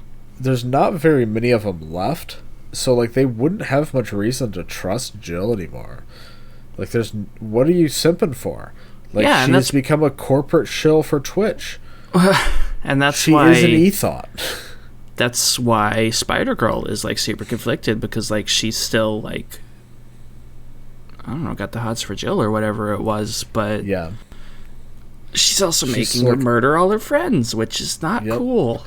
Yeah, okay, yeah, so there's basically, so they do successfully kidnap Natsuko, and then they're like, hey, honey, we've got this cool game for you. We've put 100 people in these, like, spiderweb cocoon things. I think it was more like 9. Yeah, well, yeah. I was exaggerating a little bit, but she's like, and every hour. No exaggerations. We got to play this straight up. Every hour we're gonna kill one of them, but I won't know who it is. It's random. I don't know who's in which one. That was a lie. And it wasn't a lie, actually. Wait, but it literally was, though? Because she knew where she Jill didn't know where she was.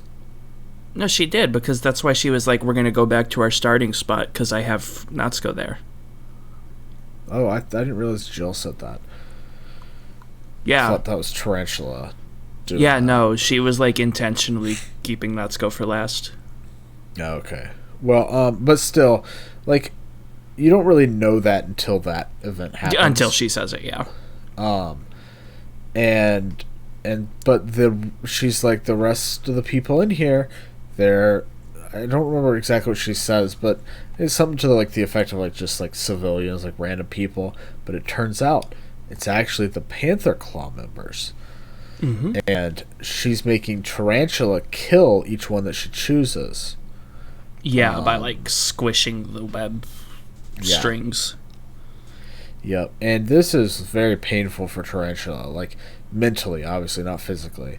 Yeah, and we feel that, dude. I feel like we feel that. Like, You really do, yeah. Yo, so I know part of this is going to be because I wasn't paying the closest attention during episode 6. But... yeah. or 4, whatever it was, sorry. 6. It was 6. 4 I feel like... that was the fountain. 4 was the statue. I got a lot more of the, like... emotional energy from Spider-Girl during this sequence than I did at like just about any other point of the show. Like I don't want to say I vibed with what Spider-Girl was going through because that has a bad implication. Yeah, I've never had to kill my friends. But no, say. Like I felt for her. Like I know she's like the bad guy because she hasn't officially turned good yet. Spoilers, no, she does that. Still. Yeah, obviously. It was like, pretty obvious. I have a note from like 2 episodes prior saying she was going to turn good. No, like it's pretty clearly it's that she's going to turn. Yeah, and But yeah, no, she's super conflicted. She's starting to come to hate Jill, but she still loves Jill. It's a weird dynamic. And it culminates in like this one big fight between Honey trying to rescue, fighting Jill and kind of Spider. Yeah. Natsuko ends up thrown off the building while Honey and Jill are fighting, and the Spider freaking grows a spine and yeets a web to catch Natsuko and keep her from falling. Which, okay, yeah. I'm very glad... Wait. I want to see my joke. I want to see my joke. Okay. I remember that happening much differently in Spider-Man. Because Natsuko survived. The rap. Because Gwen Stacy had her neck snapped when she was caught by Spider-Man like that. The only Spider-Man movie I've ever seen is Homecoming. I'm very proud of you, though.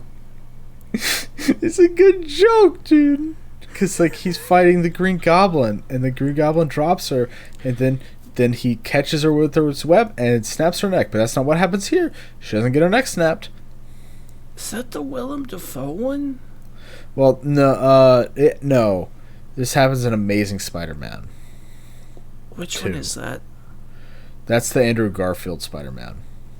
I thought that was Willem Dafoe. No, I don't. Which one's Andrew Garfield? Is he emo Spider-Man?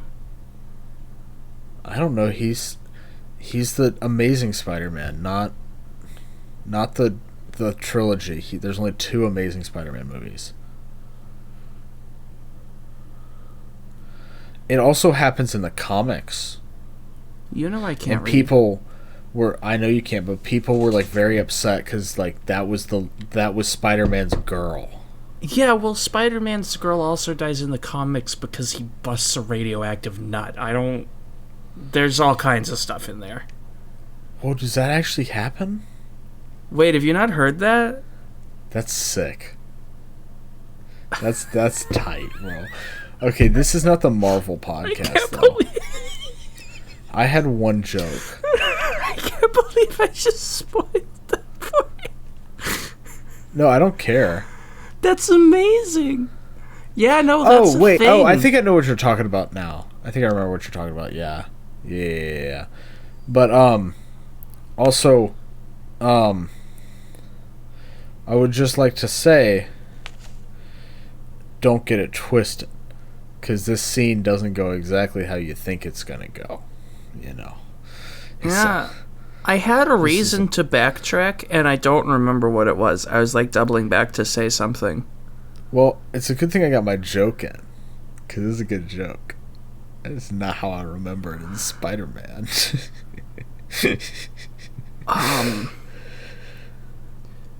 Right. I originally had complaints about Spider-Girl because she's been in the show, like, the entire time. Like, she shows up in, like, episode 1, I think. Yeah, she's, like, one of the few Panther claws that are relevant throughout the entire show. She's, like, second in command or something, I think. She's very high up, I believe, yeah. But I remember... I don't think I actually made a note of it, but I remember thinking on multiple times in her first few appearances that, like, her character has to be a fetish thing. Like, just straight up. Like, she squats over and fires webs out of her butt on multiple occasions. Yeah. And it's kind of uncomfortable. I mean, she has, like, a spider butt, so I guess it makes sense, but, like... I never got that vibe. What doujins have you been reading? What hentai do you watch? I can't read, but... Well, I said what hentai do you watch? I remembered you couldn't read. Actually, no, I don't want to know what you watch. I didn't like the energy I got from that. That may have just been me. I never had an issue with it. I think you're just being... then she becomes like an actual character later, and I'm like, okay, this is good. She's good. Yeah. And so I have a couple notes here that I just wanted to mention as this whole scene is going down, right? Like she's just caught Natsuko with her web. And so my first one is that like I really like it's another kind of visual thing, but like the way that Jill is portrayed as talking to her as like being this like big celestial body talking to her as like she's kind of this like unattainable thing that Tarantula will never reach, regardless of like how much she tries. She's always going to be like that much higher than her, and she's like telling her to like just let Natsuko go, or you know, you're done, kind of deal. Yeah, because she's like, I think the actual line was kind of creative. It was like, cut the web and let her die, or cut all your ties with me, or something like that. Yeah, it was something like that. And this is when like Tarantula starts having this like weird thing, and I wrote down, yo, Tarantula has multiple eyes. That's hype, right? Because she gets like the two sets of eyes. And then my next... She's becoming a spider. Yeah, but then my next note is, yo, Tarantula's two different people? Because she splits. She splits into freaking toddlers. She splits into, like, the person that, like, loves Jill and the person that, like... I don't think love is the right word, but, doesn't like Jill. I was gonna say like loves Natsuko, but I don't think that's... I think she just kind of has like this middling crush on her. It's not really like a fully fledged thing yet. Yeah. But like into this person that like doesn't like Jill anymore, and so she splits into two people, and so like the one that doesn't like Jill is still hanging on to Natsuko, obviously, but the one who still loves Jill is out to kill Natsuko to fulfill Jill's request. Yeah, and I'm going to be completely honest. She's got a sword. I'm going to be completely honest. I went like maximum small brain here, and like didn't catch on to the fact that she literally split. Like I'd be like, what's this weird, I don't know, like symbolic thing? And then it took me quite a bit to realize that, oh wait, there's like actually two of them now. Yeah, there's actually two of them. Yeah. Took me way too long to catch on. I think one of the most shocking things, for me at least, with this whole sequence was, because, you know, like, eventually the cord does get cut, and Natsuko starts to fall, and Natsuko, like she has already, like, told Honey, she tells her, like, in the, like, somewhere in this bit, that she loves her. And it's not like there's no ambiguity. She like she loves her romantically, right? Not like as a friend. Yeah. And so she's it's very much like, that like, I am going to die, I'm gonna say my goodbyes sort of thing. Yep. And like as she's falling to the ground, she like you can see Honey's like darting after her. Right. Oh yeah. Honey's chasing after her, but like the way she goes, like first she's like really shocked and like scared, but then she just kind of like accepts it. She's like, okay, I can accept this. Honey will be able to like live on without me, kind of thing. But then we get to see Lightspeed Honey, where she defies the laws of gravity and falls faster than 9.82 meters per second squared. I think that's the right number for gravity, the speed of gravity. But like she is falling, she is accelerating downwards, faster than, you know, whatever. And right as Honey is about to reach her, we get like this scene that I wrote down as, quote, it hit different, because which is a bit of a pun. It's a bit of a pun, I'm realizing now, because oh, shame on you. Natsuko is impaled by the sword from Tarantula that loves Jill still. Bad spider. And she hits the ground like hard, right? And it does this like flash to red with a silhouette. Yeah. It's a very impactful scene. Like, you never see Natsuko's body after this. Almost as impactful as the ground. Yep, that's a nice one. Good job. I just said hit different. I hate myself. Like her body hit the ground differently than I thought it would. That was my pun. Yours was way worse, bro. But like, I'm gonna drink a little bit. It was a very like good, like, I'm trying to, because like I really want to compare it to something, but I don't want to spoil you on it or anybody else on it, honestly.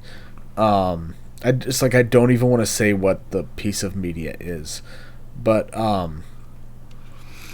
it reminds me very much of a certain scene.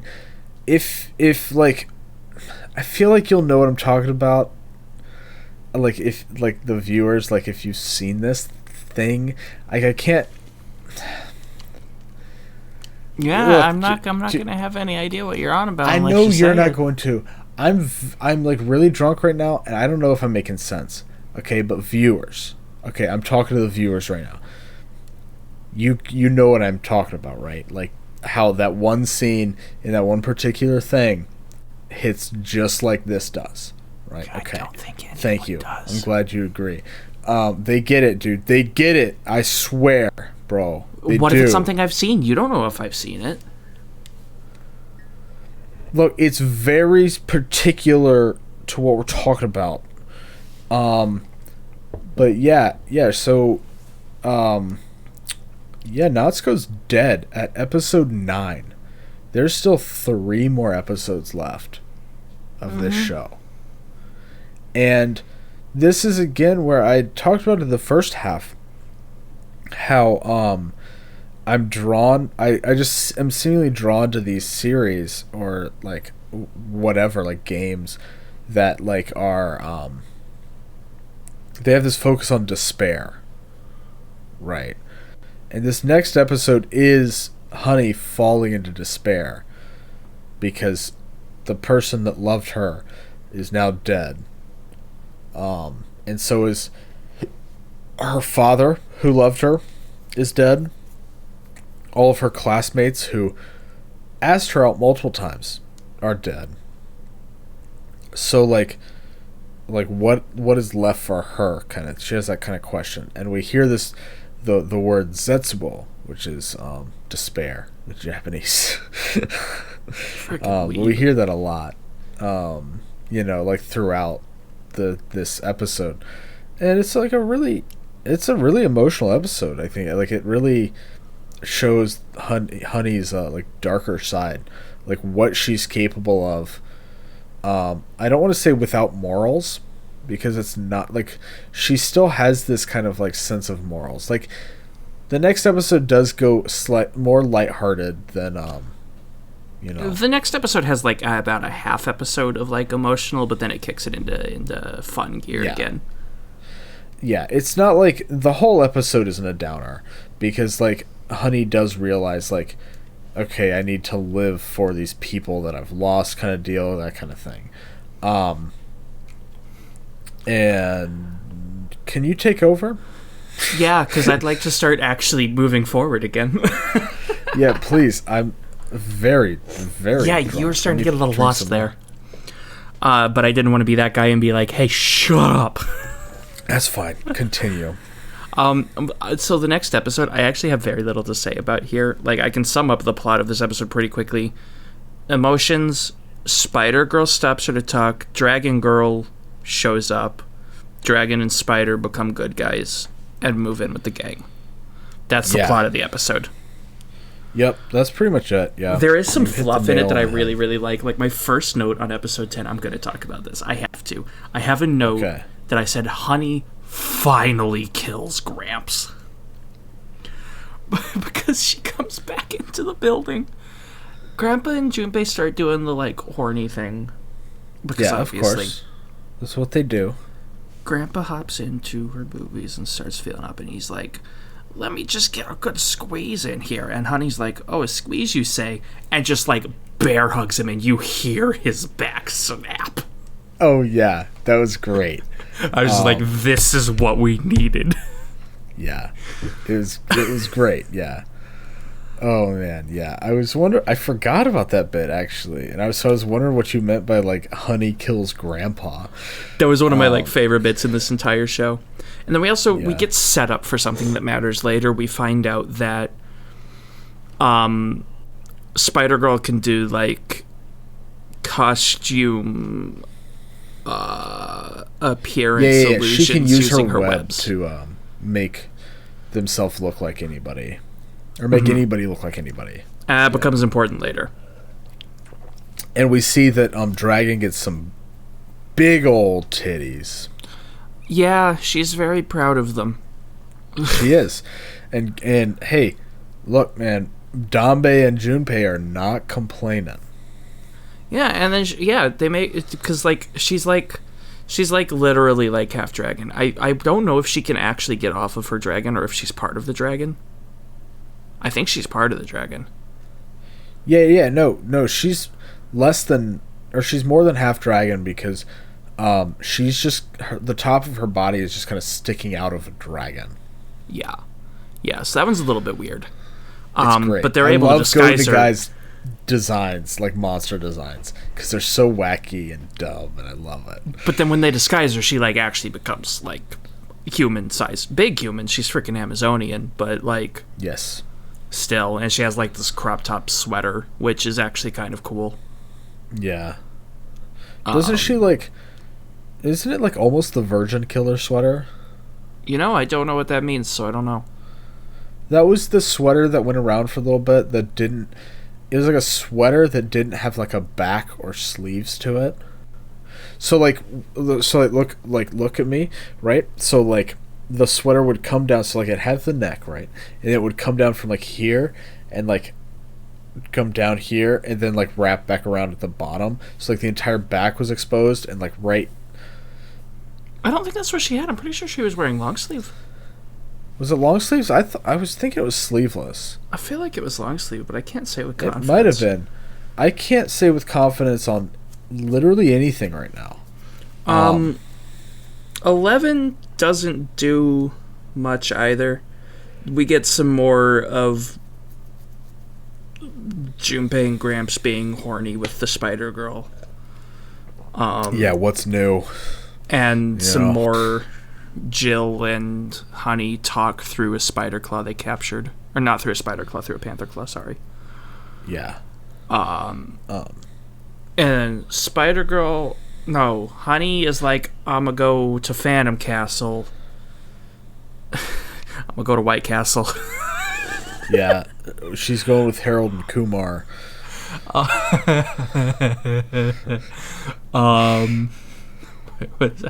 She's like, I'm gonna go fight, and then Spider's like, don't, and she says, I will, and Spider's like, okay, I'll go with you, and Dragon's like, hey, don't, and punches Spider so she passes out. And then goes with Honey. Yep.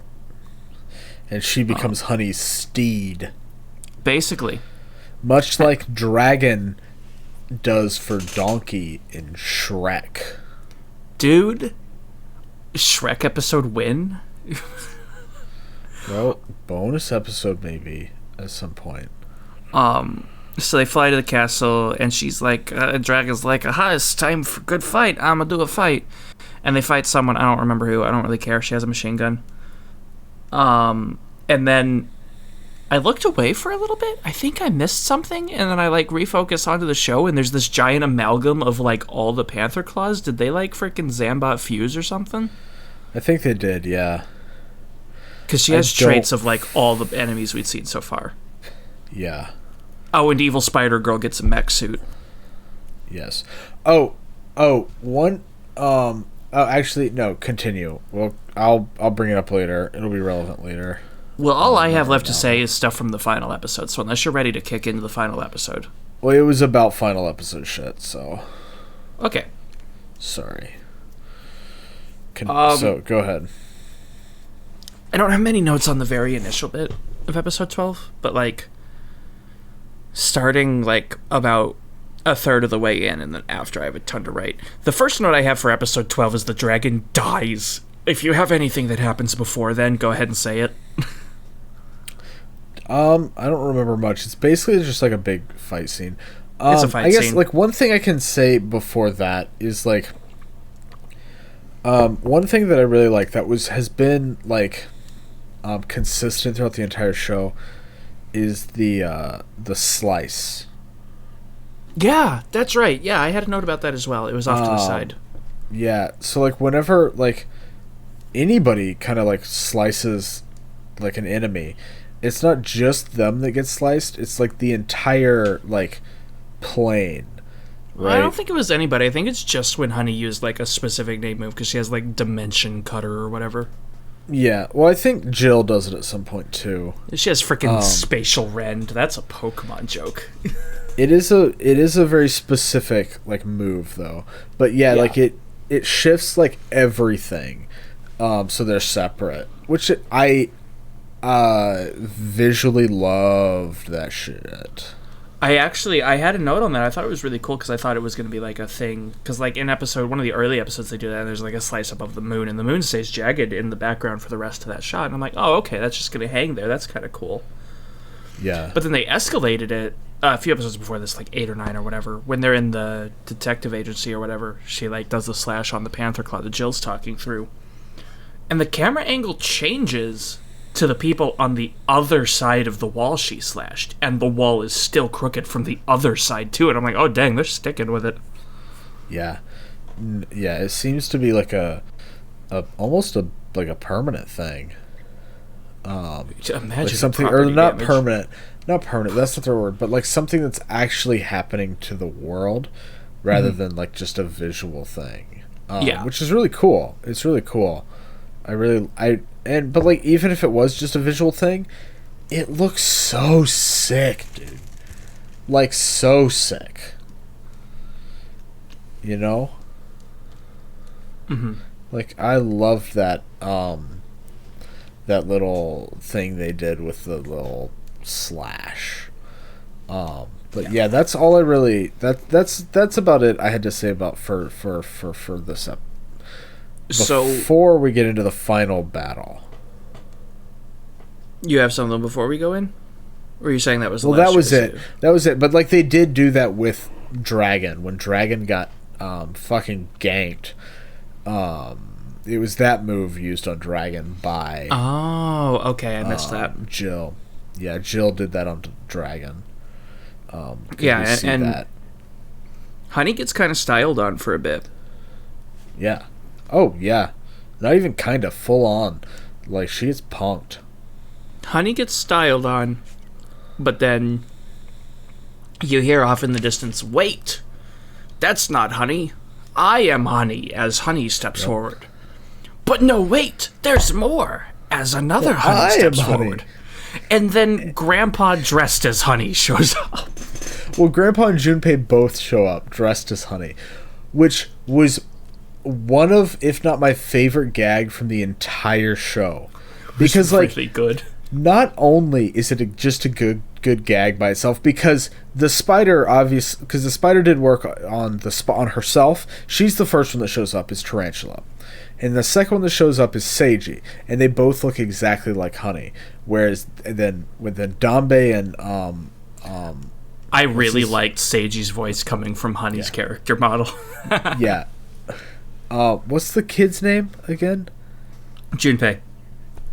When Junpei and Danbei show up, it's just them like wearing costumes, which it's funny on its own, right? Like it's really funny when you see it. Mm-hmm. But this has been set up multiple episodes ago, because we see them in disguises at one point, or like disguises in episode 8 when they're at the pool, or maybe it's episode 7 when they're at the pool.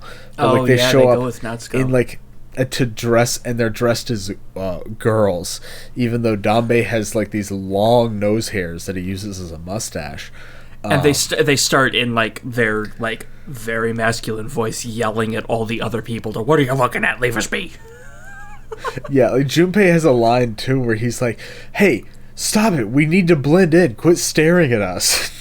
Kind of thing that he says. It's amazing. But so like for them to bring that back in the final episode is fantastic. I love it so much. And then when Jill says something, I think she says, "Okay, well if one of you is the real honey, prove it."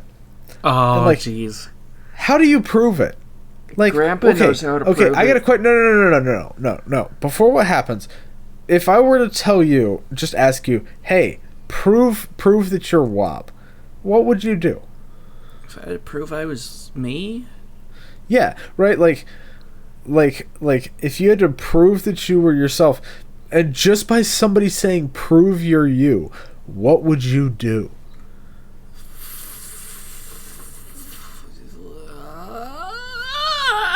Probably that. What I just did there, probably, actually.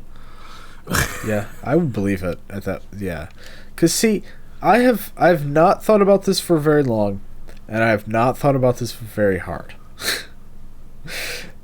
I don't know what the fuck I would do if somebody said, "Hey, prove that you're seaweed." What? That'd be my response. Like, what do you want me to do? I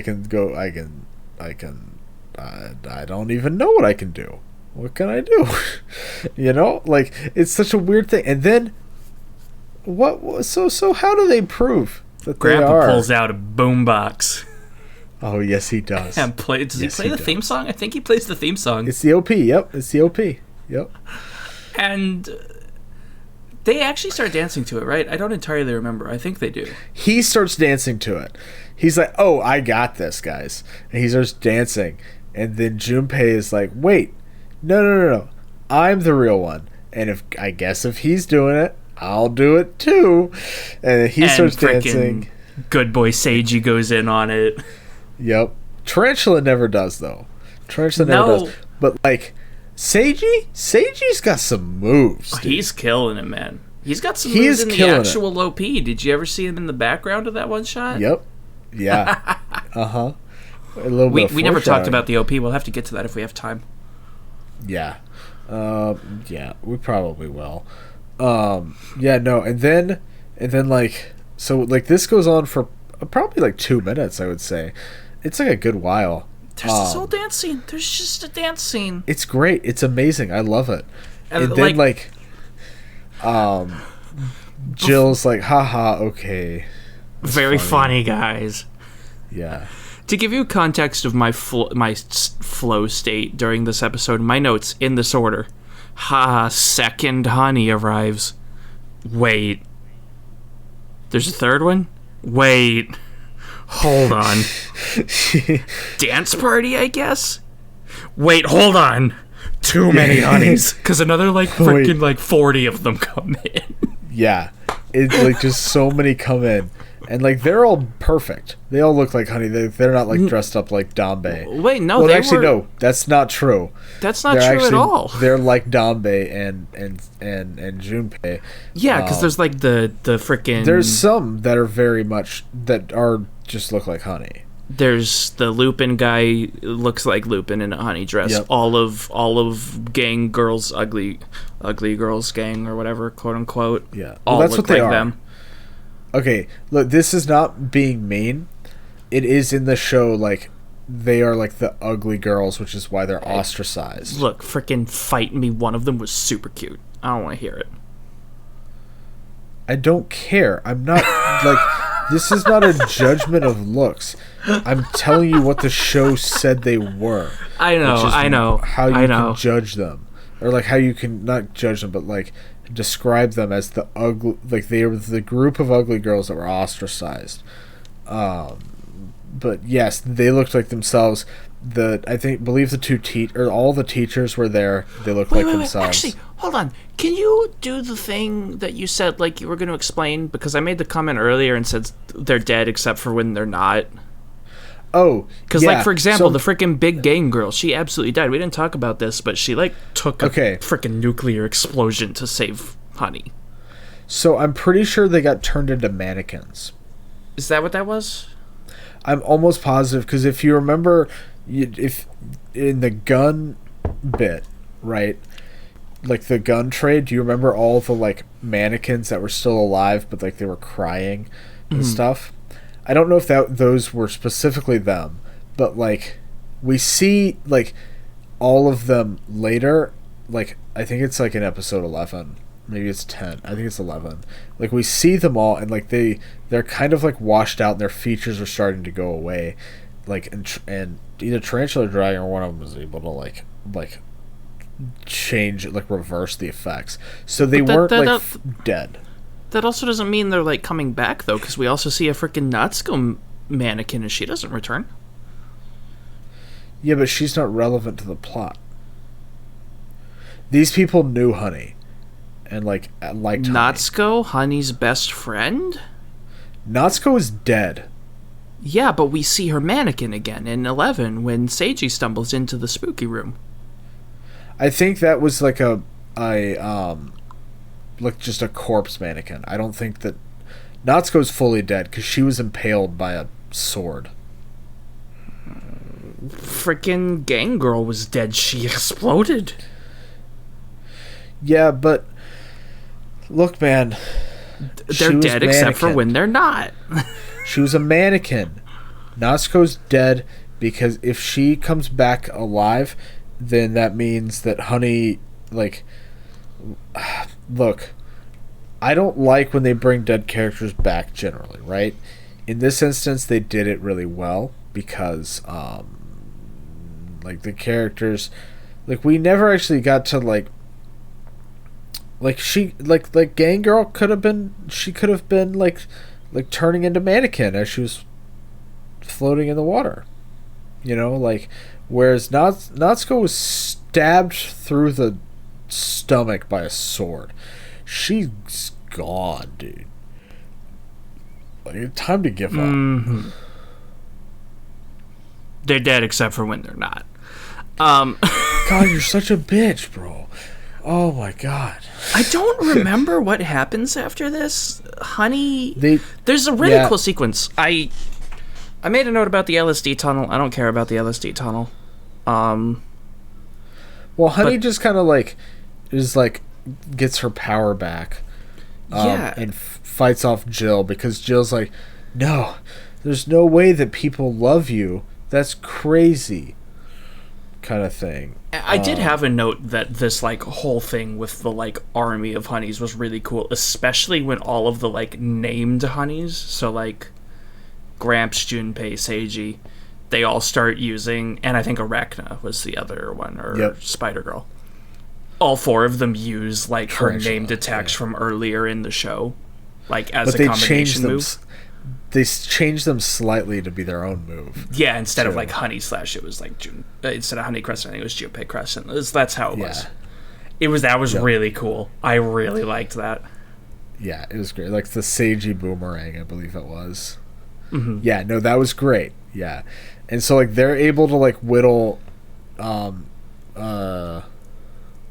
Jill down, and then Honey's able to make like the final blow, defeat Jill once and for all. Yeah, because Honey like absorbs all the friendship powers. Yeah, she gets the anime powers, but it's okay because she gets it from the air. It's scientifically explained in the show. Yeah, she does the thing, and then the fight wins. And we also see the good spider and bad spider killed each other in like Mortal Kombat. Yep. And then we get like a time skip to a little bit in the future. Honey is like they're rebuilding the school, and Honey is like going back to the school, but Natsuko's still dead. Natsuko is dead, will always be dead. Yeah. And the show ends. Yep. Honey moves out and the show ends. End. And it's definitive. There is no second season. Which I like that. I really do. I don't like it when a show leaves it open for a second season without like knowing it's going to have more. It told its story and it's done. You've reminded me of something that makes me so upsetty. It's one of my it's one of the reasons I like JoJo a lot, because it tells its story and then it's done. It moves on to the next thing. Except for when it did 2 halves of part 3. Well, it's still the same story. Nothing was concluded in part 1. You brought up freaking sore memories with me. I absolutely adore Konosuba. Spoilers for if we ever do an episode on it. But then, like, its seasons just kind of stop whenever they run out of episodes, not when they reach a good story beat. So when they never got season 3 funded, sorry, the show just ends. They got a movie. Didn't you watch the movie? I haven't watched the movie. I've been meaning to watch the movie for so long. You know what? Hey, you know what else you can do? No. Read the light novels. No. Book bad. I'm a Zoomer. Even Zoomers read sometimes. So they're just illiterate. We made a comment earlier on potentially doing a best version of Honey guest discussion, what we usually do. Yeah. Do you still want to do that, or how are we doing on time? I actually don't know. I don't know. No, we're fine on time. I don't know how. I have no idea what your favorite form would be. Like, that's fair, because I don't know what your favorite would be either. So it would just be us like ranting, so just about designs. What's your favorite form? What's your favorite form? Okay, so hear me out. It's between two. But I'm gonna think. Yeah, you get one. But they're both so good. You get one. It's your favorite form, not favorite. Well, then you forms. go first, because I need a moment to narrow it down. Okay. Okay, so I've got 2. No, I'm kidding, bro. I'm kidding, dude. I've got 1.5. Because I really like when she's in her midway point, when she's powering down. That's not a full form. So it doesn't count as 1. It's literally not even a form. It's literally not even a form. There's also one form. It only showed up once, but like she had like a ponytail. I'm pretty sure. Wait, I don't remember this one. It was very early on in the show. You're not thinking the motorcycle version, are you? When she's wearing blue? Maybe no, because she didn't have a helmet on. Well, yeah, I mean she takes off the helmet while in motorcycle form at least twice. But does she have like long brown hair in a ponytail? I'm pretty sure. Like I know she has black hair in the motorcycle form. That must be the form. You don't see it because she has the helmet on. That's it. That's the one. That's my favorite form. I thought it was cute. Freaking basic. Ponytails are good. Even my short hair friends will tell you that. I mean, I like ponytails. I have one. Yeah, exactly. Don't call me fucking basic, you bitch. Okay, dude, you need to simmer down. You should go to bed. It is past I'm kidding, your bedtime. bro. I'm kidding. I'm joking, bro. I'm joking. So obviously, I think you can give your 2 forms. I don't care. I think, well, no, because I want to be able to definitively say favorite. These are very close, so this is prone to swapping. Okay. I think I'm tentatively going to say the best is she has like this slightly tomboyish like reporter outfit that she wears a couple of times. Yeah. I think it's literally only during the arms deal episode. No, she wears it another time too. I don't remember where the other one would I know she does. I can't remember it though. But no, it's like super cool. She has like the short hair, which but she has like the reporter hat and like overalls, and she looks like she's gonna go out, get a story, have a good time. She's the best. That's cool. But also in that episode, she has like the green flight attendant outfit, and she's like, I like green. Green's a good color. Shut up. No, it's just like, I mean, I'm very biased towards pink-haired characters, So, like, I understand where you're coming from. That's why I'm Therefore, laughing. you should like fashion forms. She has pink in that one, doesn't she? This purple. She has 2 purple, because she also has, like, the pop star version, which was okay. Yeah. I mean... yeah, no, those are both good. I don't know. Like, pretty much all of her forms are good, right? I would say the only bad one is fashion form. I wouldn't even call that one bad. I would say it's, like, the least good. It's on the edge between good or bad. I'm not fond of it, but It serves its purpose, and I'm glad it shows up very little. Dude, these forms are like why I got so confused the first time you mentioned the show, because we watched like a trailer or something for it. I was like, how many main girls are there? And you're like, they're all the same person. I'm like, no. Yeah, it's just hold it up. It's one girl. Yeah, look, I won't lie. I thought that, like, when I first learned about Cutie Honey, I thought the short red-haired girl and the blonde girl were different characters. Well, yeah, because they look like it. Yeah, like with a lot of like most magical girl shows, or like at least ones I've seen, like Madoka Magica, like Cardcaptor Sakura, like Precure. You can see how they get from one to the other. But this, I mean, like, yeah, you can watch it. You can watch her clothes dissolve and then watch her tits get covered up with the new clothes. But, like, if you just look at the 2 character designs side by side, like, it looks like 2 separate characters, which is fine. I mean, I don't really care. It's fine. It's, like, chill. But, like, a newcomer just seeing it for the first time, it's a little wild. It's a little wild. Just a little. Yeah. So, all right, you want to get into final thoughts? I was just about to ask. I was going to ask who does which the first go. Thank God I don't have to drink on that one. I will go, I guess. Yeah, I'll go because I want to hear what your thoughts are after you hear my thoughts. Yeah, okay. I don't think we're agreeing on this show, and that's a problem. It will be a problem, buddy. Okay, so a big shocker. I really like this show. I am definitely not biased towards Go Nagai at all, but clearly, regardless of that, I think it does a really good job at telling its story that it wants to tell. It's not like taking it too seriously. I mean, like, it's a bunch of animal girls versus a android that can change costumes. like you can only take that a certain amount of holy crap, it's Mega Man. What? Animal enemies and a palette swapping main robot character. It's Mega Man. This came out before Mega Man. Don't care. Yeah, so Mega Man is Cutie Honey. I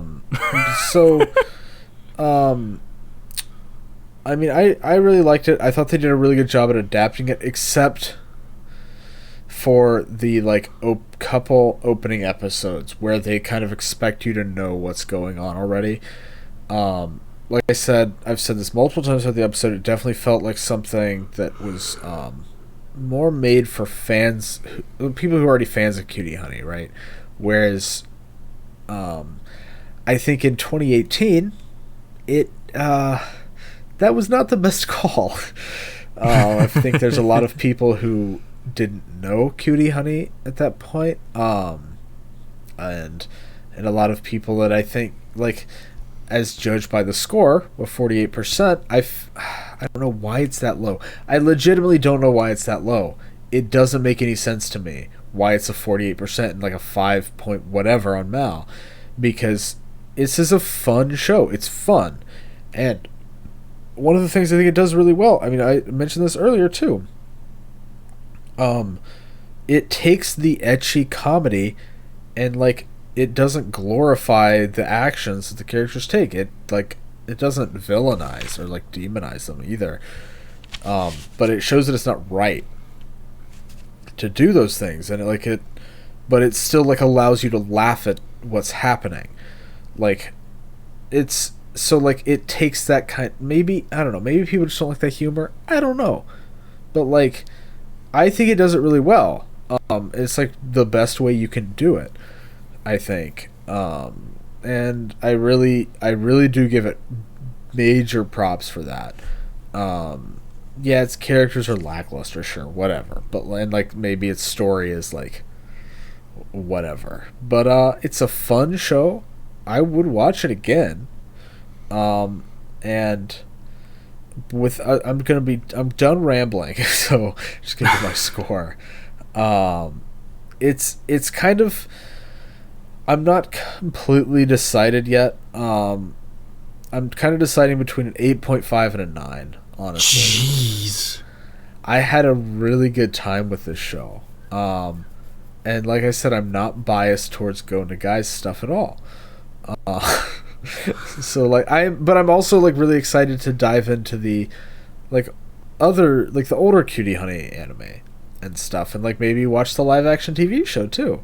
That would be fun. But we'll see what happens. But yeah, that's my rating. I highly recommend you watch it, but with a little asterisk there.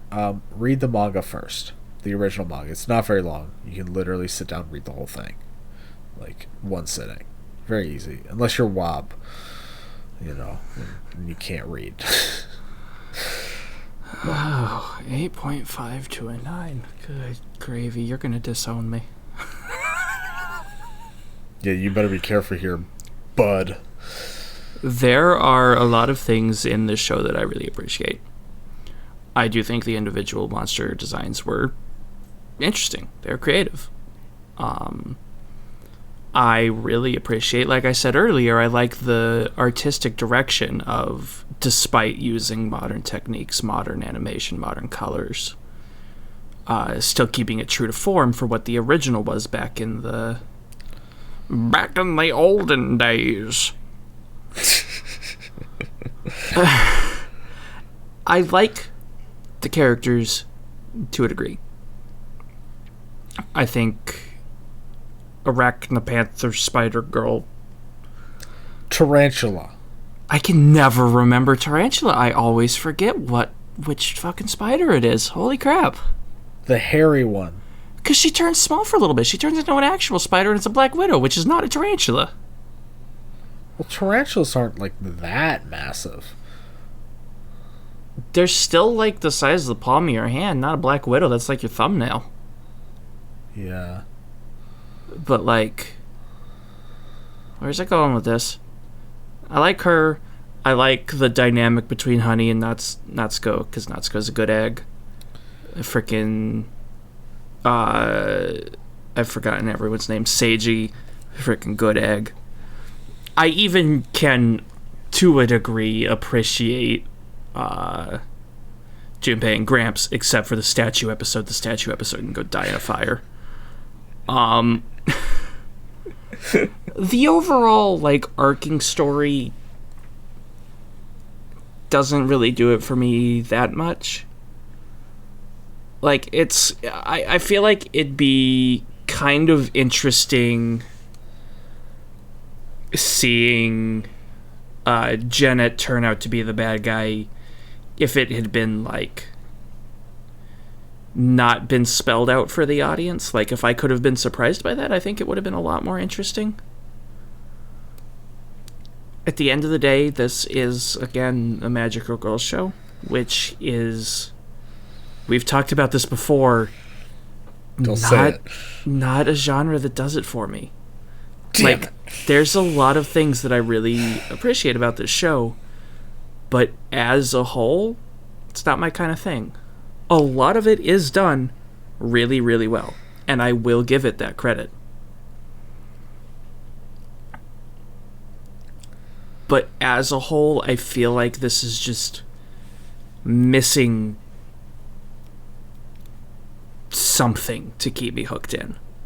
I would have bailed on this show if we weren't watching it for the podcast, because, like, as of the early episodes, around episode 3, which is probably when I would have left, it was still just, they have a bad guy show up, they get in a fight, And then Honey shouts a named word, and the bad guy blows up.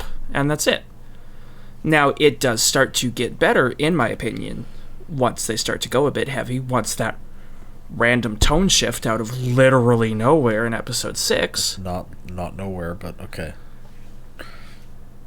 Yeah, sorry for not being familiar with the director. No, I'll give you it's drastic, but like it is hinted at in episode 5.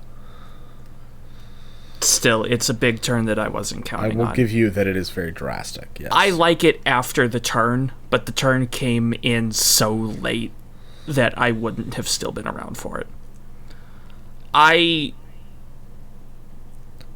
The individual aspects that I like about this show aren't enough for me to want to watch this again, for me to want to recommend it. I am tentatively setting it a 5 with potential to come up to a 6 as once I see what my other 5s are. If I have like actual garbage on the 5 tier, this will go up to a 6 because it's not as worse as it could. It's a high 5.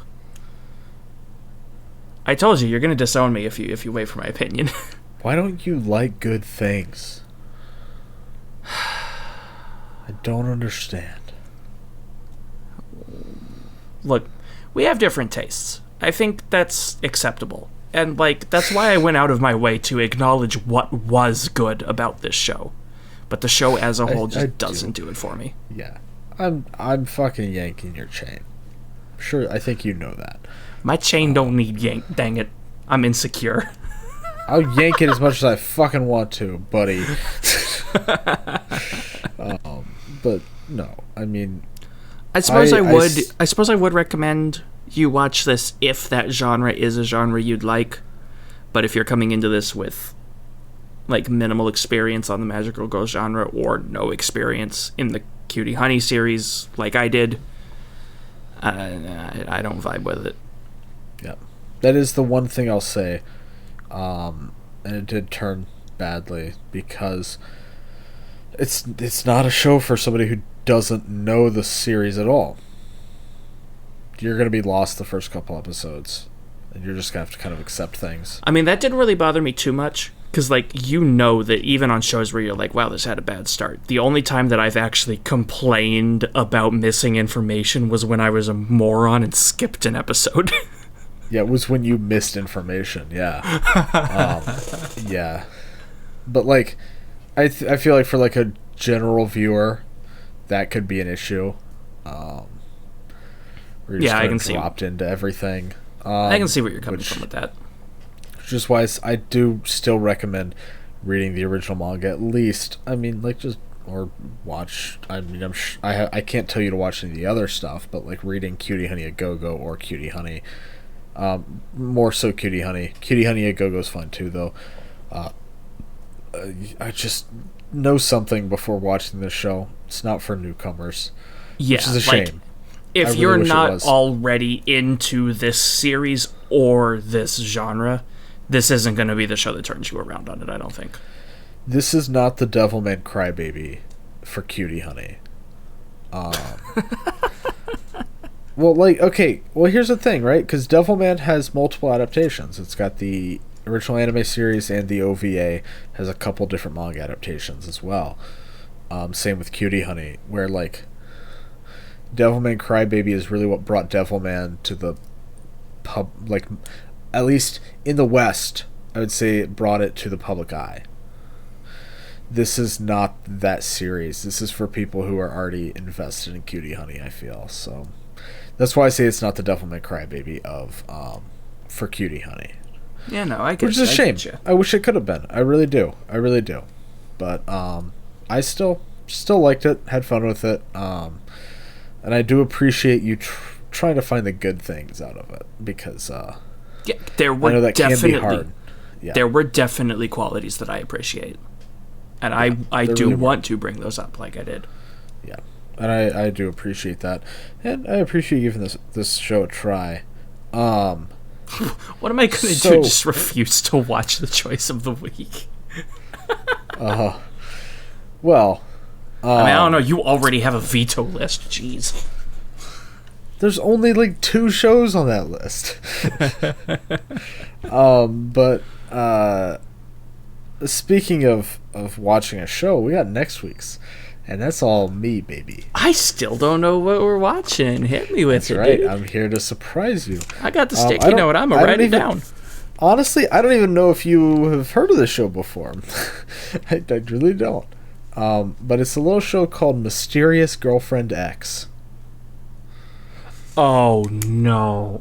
Oh no! I know this one. Yes. Have you watched it? I've not watched it. Oh, then I don't think you know it. I think it's going to be a different show. Please tell me this isn't the one I think it is. Please tell me I'm wrong. Does it involve scissors and drool? Oh, fuck. Oh. Okay, look. I don't think it's what you think it's going to be. Oh, I want to die already. I legitimately think you'll enjoy the show. I have seen. Look, what have you seen? I've seen clips from this, and okay, everything I've seen of this show makes me so uncomfortable. I want to bring up this point. I showed you a clip from Inuyashiki, and did you end up enjoying Inuyashiki? The answer is yes. There we go. Yes, Case but closed. Yeah, but we don't have frickin' Shishigami killing people and rambling about One Piece while he does it in every single episode. Yeah, okay. Look, this is going to be a fun show. It's really fun. I like this show a lot. And I'm very excited to get back to it and rewatch it. I take back the gif I sent her, the image I sent her earlier, the frickin' chef man, the famous chef, the Gordon Ramsay image. I take it back. It wasn't even a gif. It was just a JPEG. He said he was picking a romance anime, and I was like, finally, some good food. I'm revoking that. Oh, no, you're not. It's still good. For what it's worth, I do legitimately think you're going to enjoy it. I am terrified. Go in with an open mind. Okay? Go in with an open mind. Oh, no, I'll absolutely watch it. I'm just scared. I know, but I don't want you to go in with a bias. And just keep in mind, if you don't like it, your choice is the next week. What am I going to do? Spitefully pick something I know you'll hate? I mean, you could, of course. I'm not going to do that. I would never do that to you, though. I would never do that to you. No, I'd probably just recover it with some basic general show that I know I like. Some mainstream. Man. Oh, man. All right, well, I guess I will do our shill segment like I usually do. Although I will add a tiny bit to it myself this time around. Oh, fancy work. Wobb's getting in on the action. All right. So, if you've made it this far, we do really appreciate you for listening to the episode. If you want to support us, you can head over to Anchor, where we have donations set up, or if you just listen to the episodes, we get a little bit of ad revenue over there. Go follow us over there. Leave us reviews on iTunes. I think that helps us. I'm not 100% sure. Subscribe to the YouTube channel, though, where you get to see our beautiful faces. So if you're just listening to this on Anchor or whatever platform you use to listen to audiobooks, podcasts, check us out on YouTube, where you get video. You'll get some more visual jokes. And then, if you want to listen to us on the go, there's all of the... basically anywhere you can find a podcast, you'll be able to find our podcast. One thing that I would suggest, even if you just listen to us on Anchor, you might still want to keep an eye on our YouTube, maybe subscribe or notify, because we're not putting any guarantees here, but there's consideration of bonus episodes, and those just might be stationed on YouTube primarily, so I want to be there. There might be some live streams, and the first one... I don't want to make any promises, but it might revolve around Boss Baby. You know, you are giving way more information than I was going to at all. So that's not confirmed, but we'll see what happens. The rumor come out. If you want to see that, though, be sure to subscribe to the YouTube channel. And follow our podcasts anywhere else. Go and follow us both on Twitter. Our links are down in the description. He is at the Epic Wob. I am at SeaweedAMB. I'm very active, or fairly active, on Twitter. And I try. Yeah. And if you we'll have any updates to the show, or delays or anything like that, that'll go up on there. Or any just cool fun facts, that'll be over there. And then we occasionally drop bonus clips on there if we find something really good while we're editing. That's true. And then you can go and follow me on YouTube. Go subscribe to my channel. I make content. Follow you on YouTube. Look, man, I'm very tired. But I make AMVs. I make video essays. I make a lot of stuff. Go follow me over there. Is that all of the shilling? Is that it? I think. I don't know. Okay. I don't have this written down. That sounds about right. Oh yeah. And if you do, you don't have to, but if you do, donate to us on Anchor, just take a screenshot of your donation, DM it to one of us, and we will shout you out at if you would like us to. If you would like us to, or we'll say a little funny message. Just DM it to one of us on Twitter. I think both our DMs are open. I know mine are. I should check that because I don't know. Yeah, so send it to me. I'll be sure to see it. I'm a freaking boomer. I don't know my social media. That's very true. But I think that's it for the shill segment. So yeah, next week, Mysterious Girlfriend X. Episode 21, Shot of Weeb, will be episodes enough to drink. That's right. We'll finally be of age.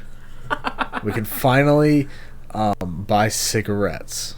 No, dude, that's honestly, that's spooky. This is episode 20. That means we've been at this for freaking not 5 weeks. It would be. Were you about to say 5 weeks? I was about to say 5 weeks. 7 episodes is 1 week, I guess. 20 weeks. We would be. How many months is minimum that? 5 months. Weeks. That's what I was trying to say. 5 weeks. No, but we've had a couple breaks. 5 months. We've had a couple breaks though, so we've been at this for a little bit. 5 to 6 months. Oh boy. Yeah, 5 to 6 months we've been doing this. So, yeah, we're doing pretty good, I think. So we will we don't want to take up any more of your time. So without further ado, thank you for listening to the episode. Any sensible person has already left. Yeah, see, I've been the Seaweed Ambassador. This has been the Epic Wob, and we'll see you next week. Bye-bye. Bye-bye.